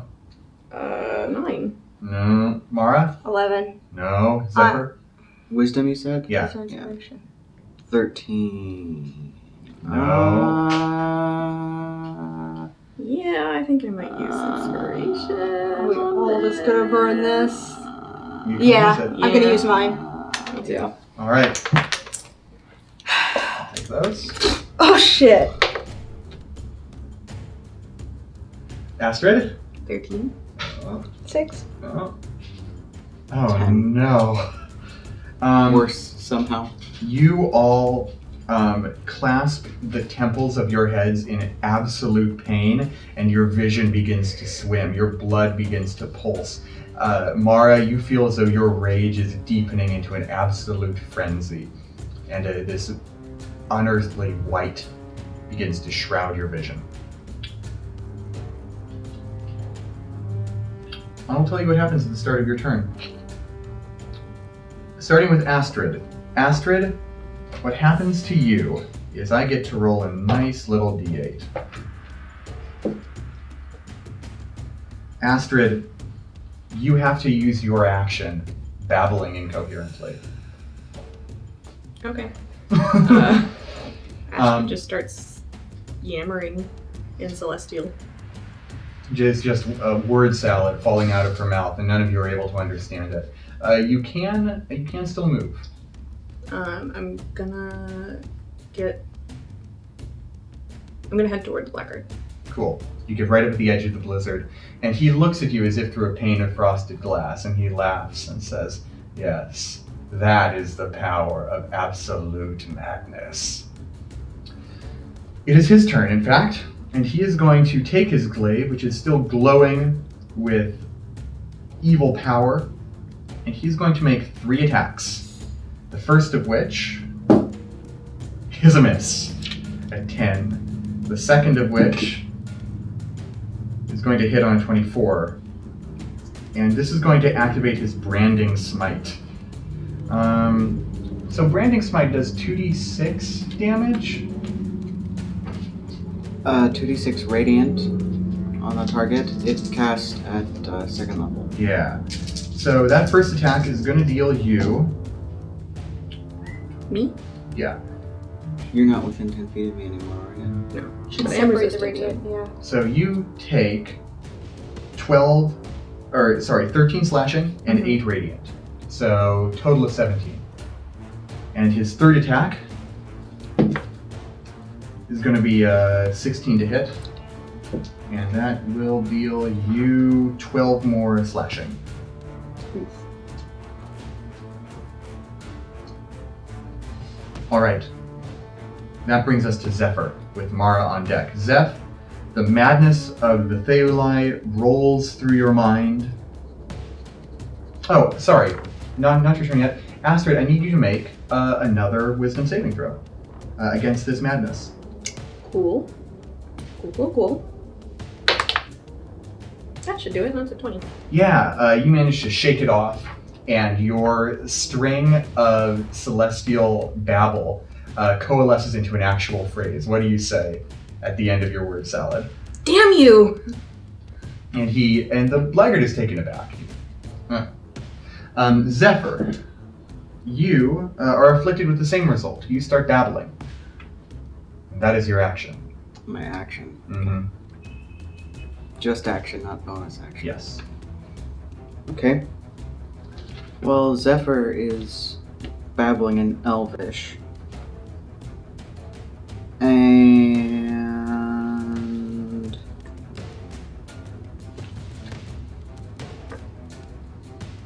bonus action, I cast my own branding smite. Right on. Your blade is now aglow with light. Move pretty close to the Theuli. Got it. I want to have Mara within Thanks. 10 feet of me. Mara, it's your turn. Don't I get to make a...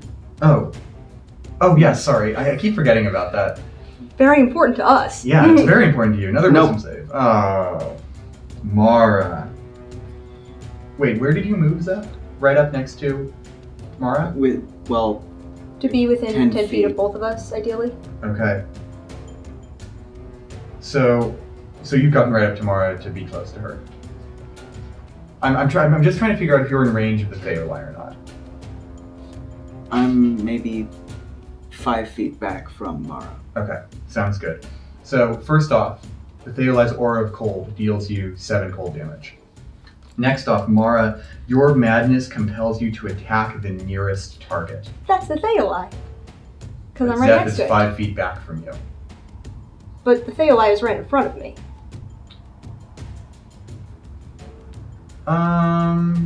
Okay, I'll go for it. You can see it. You can't see Zeph. I feel this white haze clouding my vision. I'm not sure what I hear Astrid cry out. And all of this noise and languages I don't understand. I'm going to reckless attack again. Right on. That's over 20 Oh yeah. and over 20. Oh yeah. Nice. Let's see. 18 plus 14 is 32. All right, cut to 16. I've decided that Astrid was just reciting Jabberwocky and Celestial. Awesome. Mara, I'm make gonna that make wisdom that saving throw. Over 20. Yep, the haze clears from your eyes. That felt good. It is now Theuli's turn, and it is going to snarl as it sees that its evil has worn off 2 of you. And it is going to turn. It's going to move. It's just going to paw along the ground slowly. It's not leaving your threatened range, but it is lining itself up. And it takes in this deep breath, rears back its head, and shoots out a 40-foot long cone of ice that will catch all 4 of you, Blackguard included, in its frigid blast. So I'm going to need each one of you to make a Constitution saving throw. You get a +3. Yeah. Including the Blackguard. Yes. Oh. Oh, not that die. Okay. Nice too. Ooh. Okay. Astrid sounds like it's not good. 2? Mara? Non-nat 20. Okay. Zeph? Well, I rolled a nat 1. You both rolled nat 1s! 17 is the DC. Mara and the Blackguard both pass. Zeph and Astrid, you both take 39 cold damage. Oof, I'm down. Ooh. Ooh. Mara, you take 19. So does the Blackguard. Doesn't count as a spell, does it? No. Magical effect.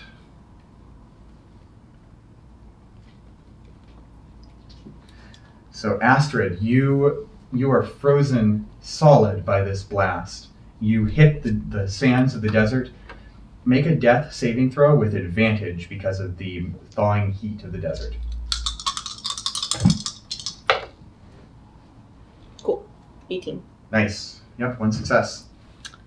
That brings us to the I Blackguard's have to turn. make a concentration. Oh, to hold on to the smite, yes. Ooh, yeah. So that would be, you took the full damage, yeah? So DC 19 Constitution save. DC what? 19. Well, no, wait, no, 22. There you go. There you go. Okay, it is the Blackguard's turn. He looks at Astrid, frozen solid on the ground. He, I have heard that you are supposedly one with the great god Elo. You are a pretender. And he strides forth over your body into the freezing blizzard, and he walks up close to Zephyr, but is not close enough to make an attack. He just slams his glaive into the desert sand. That brings us to Zephyr, with Mara on deck.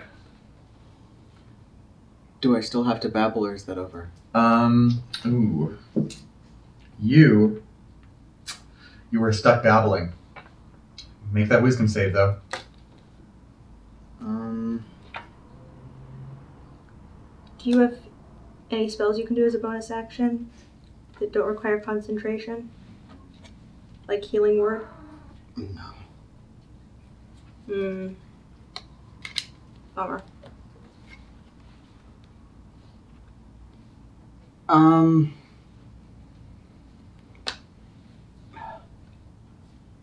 How far away is Astrid? Astrid is about 25 feet away from you. Can I see her? Yes. It's difficult through the blizzard, but you can see her. I Misty Step Right on. over to Astrid. Standing over her. That is 20. Yes, and you shake off 21. the haze. Yeah.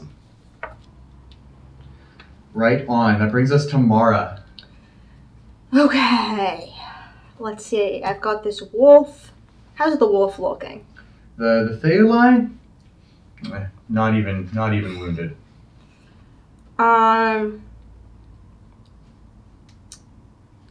And the blackguard here.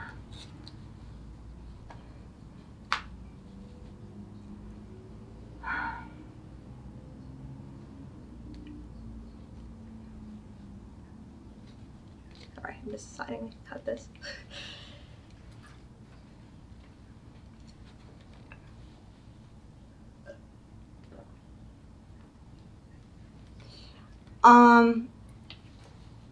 I am going to turn away from the Theolai. Mm-hmm. Do I have to leave its threatened area to get to the blackguard? Yes. Okay. Oh, sorry. You take 7 cold damage at the start of your turn. Hi. So you leave. It provokes an opportunity attack. It's going to try and slash at you with its icy claw. 17. Meets. You're not wearing metal armor. No. So you take... Whoa. Whoa.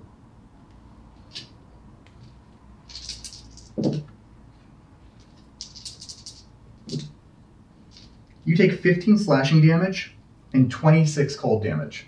Yeesh. Jesus. So you said 15, so I have to 7 slashing damage. Mm-hmm. So and 26, so a total of 34 in total. Okay, I'm still up. Ugh. Mara's kind of shivering. And there's a frost all along this great axe that she's gripping. In fact, her fingers are just kind of frozen to the great axe. She is going to reckless attack the blackguard. Right on. Over 20? Mm-hmm. Also over 20. Oh, yeah.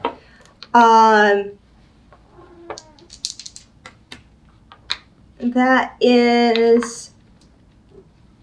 Let's find out if he's resistant. 23 damage.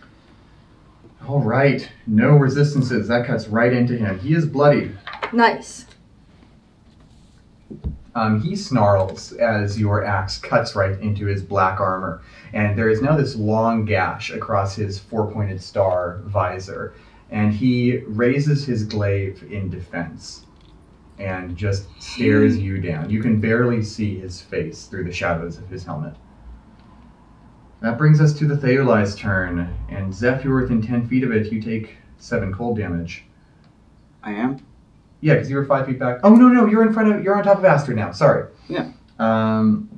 So it looks about, and it does not recharge its cold breath. And it is going to run, just bound towards you, and rush over towards Zephyr. And it is going to raise its claws. Do I get an attack? Yeah, it runs right past you. Does reckless attack, it says it gives me advantage on melee attack rolls made strength during this turn. Is that only my Your turn? turn. Okay. Nope. I assume a 12 does not hit it. No. And it is going to make 2 of these claw attacks right at you, Zephyr. The first is going to miss. The second is going to be a 23 to hit. Yep. And that is going to deal 9 slashing damage and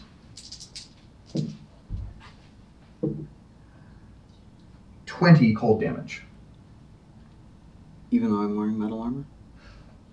Oh, and you need to make a Constitution saving throw. Okay.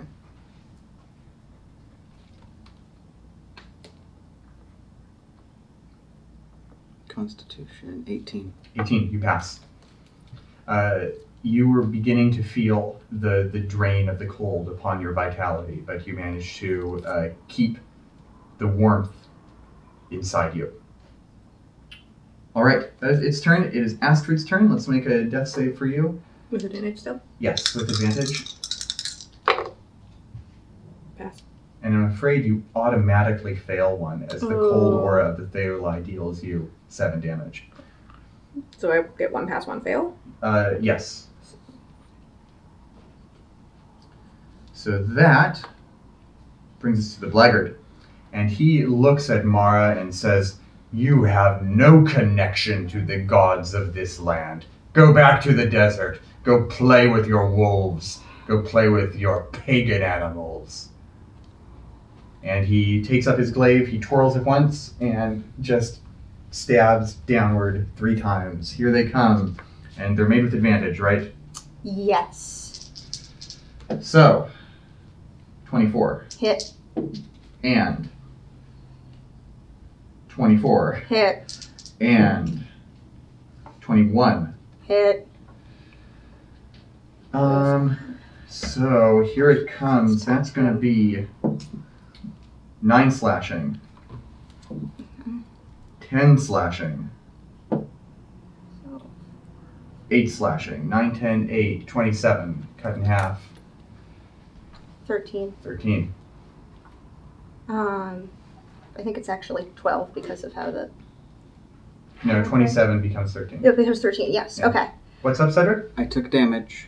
Oh, and you haven't made your smite I rolled 24. 24. I believe that passes, yeah. 13 you said. Yeah, I didn't deal with you 48 damage. Okay. Mara is gritting her teeth as the attacks hit her. She says, I'll show you how we play in the desert. Right on.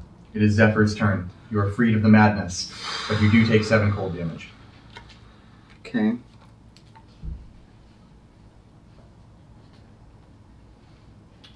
Your sword is still blazing with flame and with radiant light. I'm almost down, by the way.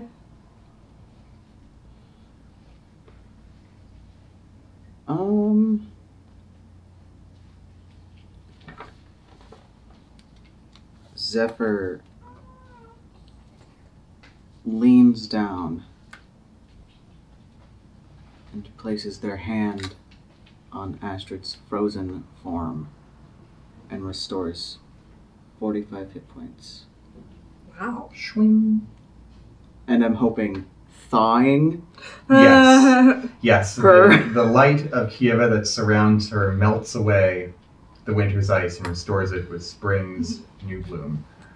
Just as Kieva can give frostbite, so too can she take it away. That's Zeph's turn. No, not yet. Oh. Bonus action. And they Misty step 30 feet away again. All right. Which way are you going now?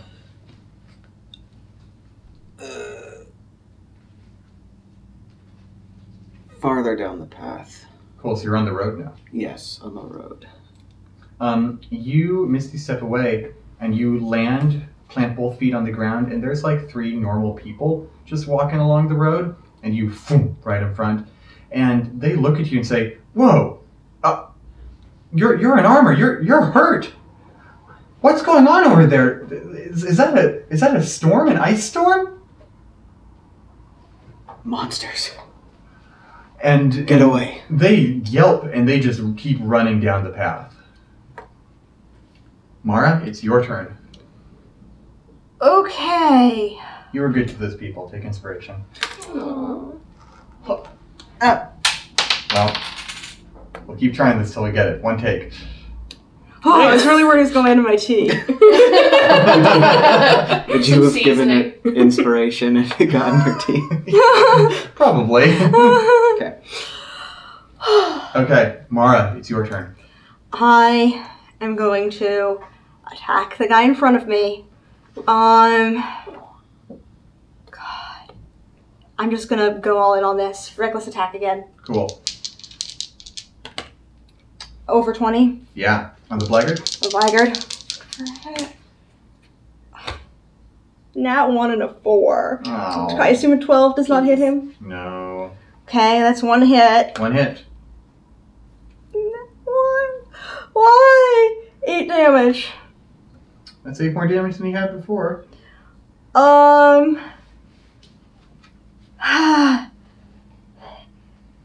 I can't see. Zephyr? Is the storm too loud? Ooh, make a perception check with disadvantage. 15. Yeah, you hear it. It's distant, but it's there. Mara? Getting a little rough over here. Alright. It is the Theolai's turn. And it looks about. And it is going to rear back its head and make another icy breath attack against Mara, It Astrid, recharged and the it? blackguard. Yep. It recharged it. It rolled a 6 at the start of this turn. So Astrid, Mara, and the blackguard are all going to make Constitution saves. Ooh. Nat 20. Nice. 16. I might Alright. still go down though. Everyone, except for Zephyr, takes 32 cold damage, cut in half. What did you roll? 16. 16. DC 17. Oh, fuck. So 36 cut in half to 18. I'm still down. Oh, Mara just falls to her knees, her fingers still frozen to her axe. And into the sand. Oof. The blackguard is frost-rimed. He has been blasted fully by this cone of ice, and he snarls. His hands too are almost locked to his glaive by the ice, and he looks at the wolf and says, Good that you hurt them. Avoid me next time. And from there, it is Astrid's turn. You are... I defeated you! When Zephyr healed her, Astrid's eyes sprung open. And her eyes, usually midnight blue with flecks like stars, are glowing gold. Oh. From the blessing of Kieva's light. Eva's light? No, or, from Kieva. Oh, Kieva's light. Got it. She sort of retained it a little bit. Neat. She sits bolt upright, turns her head, just like eerie, sort of terrifying, looking directly into the blackguard's eyes, and says, "How dare you claim to be in service of Elo?" And she casts Flame Strike. Nice. That's a dexterity save. Which should be with disadvantage. Oh. Because he's frozen, I assume. Oh, that's fair. I rolled 2 12s. 12. Either way, he fails. So let's roll some fire damage first. That's 13. Let's make that 17. What's the radius of Flame Strike? Oh. No, you can just like... Can you? Yeah. Okay. You can just like catch a corner. I wasn't sure if you were trying to catch the wolf and him or... No, that's not possible. Okay. Whew. This is the radiant damage. We've got 10. And I'd probably survive. It would only be 1 instance of damage. You only take 1 failed death save. Yeah.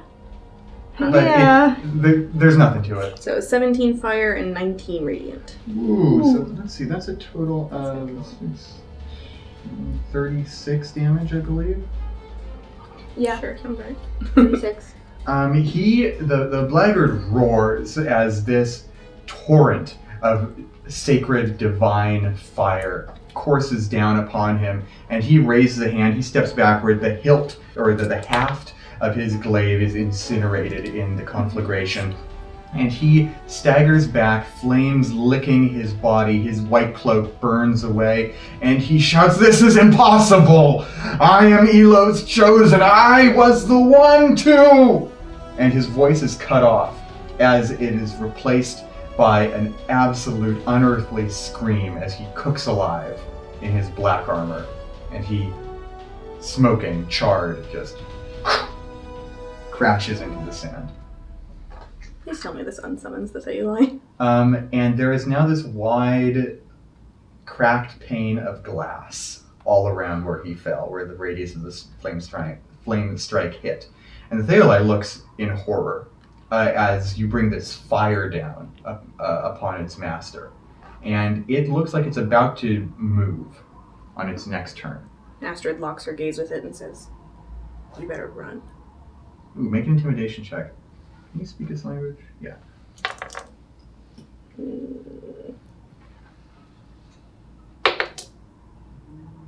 I want advantage on that because that was scary. That cool thing is what's letting you make the intimidation check. 13? Okay, noted. And then as a bonus action, I'm gonna heal God. Mara a little bit. 14? Great. Mara pushes her face out of the sand, cracks open her eyes, and sees this smoking black armor, the painted glass, and says, "Guess you shouldn't have worn black armor in the desert." Yeah! So what the state of this guy is in is, I said he fell down. I've got a cooler image in mind. He is still standing stock upright with one hand out, but he is sunk ankle deep into the sand, and he has been glassed underneath the glass pane, and his armor is all fused together. It's just one big black melted mass with one arm up like this. But except the glaive tip has probably fallen because the haft all burned away. Yeah, the glaive tip is buried in the glass. Yeah. That brings us to Mara. Mara pushes herself upright in the sand, and she unlocks her fingers from around the great axe, and pulls out one javelin and rests her weight against it, and pulls out another one, and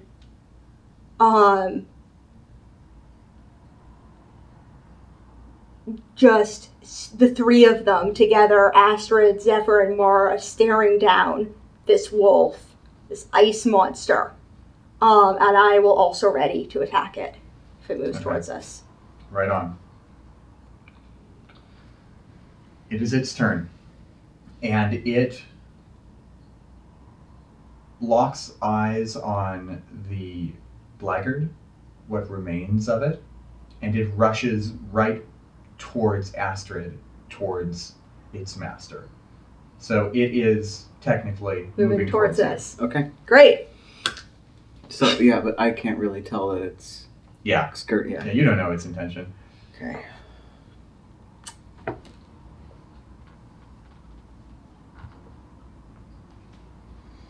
What are those attacks, Mara? My fingers are a little stiff. 21. 21 hits. That is that. I get 2d6. Does smite have to be a melee? A normal divine smite does have to be a melee attack. But this is branding smite. No, but you cast it on your sword. Branding smite is cast upon your sword. Right. It's just the next time you hit a creature with a weapon attack. Oh, it's cast upon you. Yeah, This is different. Yeah. I the needed branding to smite know works. if I could use extra smite. Mm-hmm. I see. Which I cannot. No. That's okay.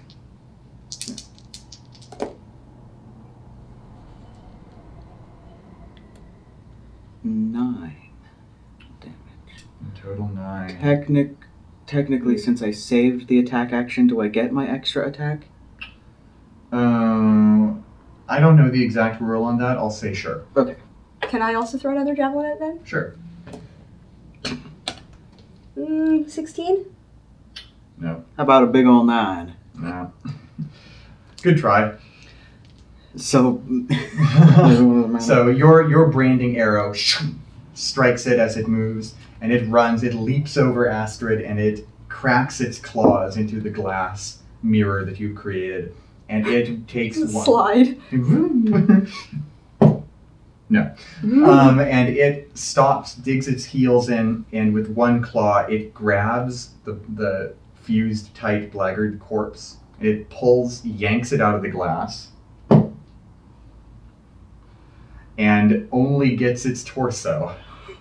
It rolled an 8, and it just takes off half of this knight, and it turns about to all of you, and it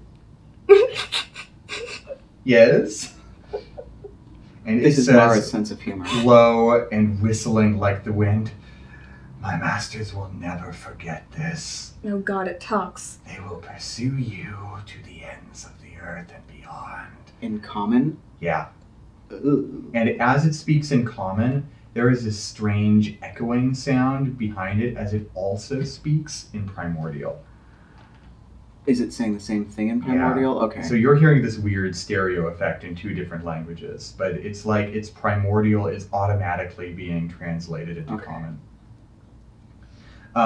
And with that, it howls and it runs north back towards you and disappears into an icy mist as it strikes you. Get an opportunity attack as it jumps over me. Yeah, you want to take it? Yeah. So it runs back at you. You go, huh. Do You have the Warcaster feat? Oh shoot. I don't, and I also don't have a weapon out, so. Oh, well, no. So it runs back at you, and and you like swipe as if there's a sword in your hand, and then you're like, oh, so didn't cool summon if I that could one. summon my weapon. Oh, that would be like, rad. It just Oh, that would be so leaps into it. perfect. That would be rad. That would take a full action, not a reaction. Yeah. Maybe someday. That would be a cool like weapon ability Yeah. for you to get. Quick summon. That would be nice. Could be a like Pact of the Blade invocation. Or you could get like a gem inlay that would grant a little power to your weapon. That would be neat. Anyway, You so have the power. I have the power. I'm the dungeon master. I can do this. But it leaps over you, and as it goes above your head one more time, it turns into the air itself, as does the armor that it was carrying. And you can hear this howling wind sweep away from you. So we're left with the bottom of a set of black armor. And 4 corpses. Astrid's still just like sitting just upright in the sand. Just, like both legs out in the V, just sat there.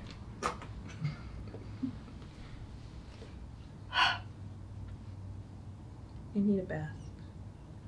A bath sounds nice. Zephyr turns to you too and is sort of looking over your wounds and asks, "Are you okay?" Which is also funny because they look like an inch from death's door at 2 hit points. Yeah, I'm at 9. I'm doing just barely better than Zeph. I only have 14, which is... What's your max? 84. Mine's 63. We're all doing bad. It's a harsh wake-up call to fighting with only 3 instead of 6. Both to you, the players, you, the characters, and me, the DM. Astrid scrambles to her feet and says, well, We survived. yeah, Man. let's go. Let's get to the city. Yeah. Yeah. Zephyr, you're looking pretty beat up yourself. I'm okay. I can give us a little more juice. Mara, You have get juice? 11. No, it's turn of phrase. You heal 11. Thank you. I like this juice.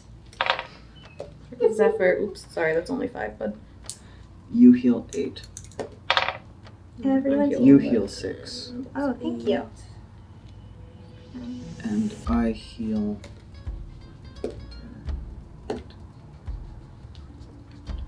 16. How many? 5 was it? Yeah, sorry. I'm gonna pick up my javelins and my great axe, my shield. What are you at now? So, Oh, 23. okay. We're not that far from town. Yeah. I have 1 healing light left.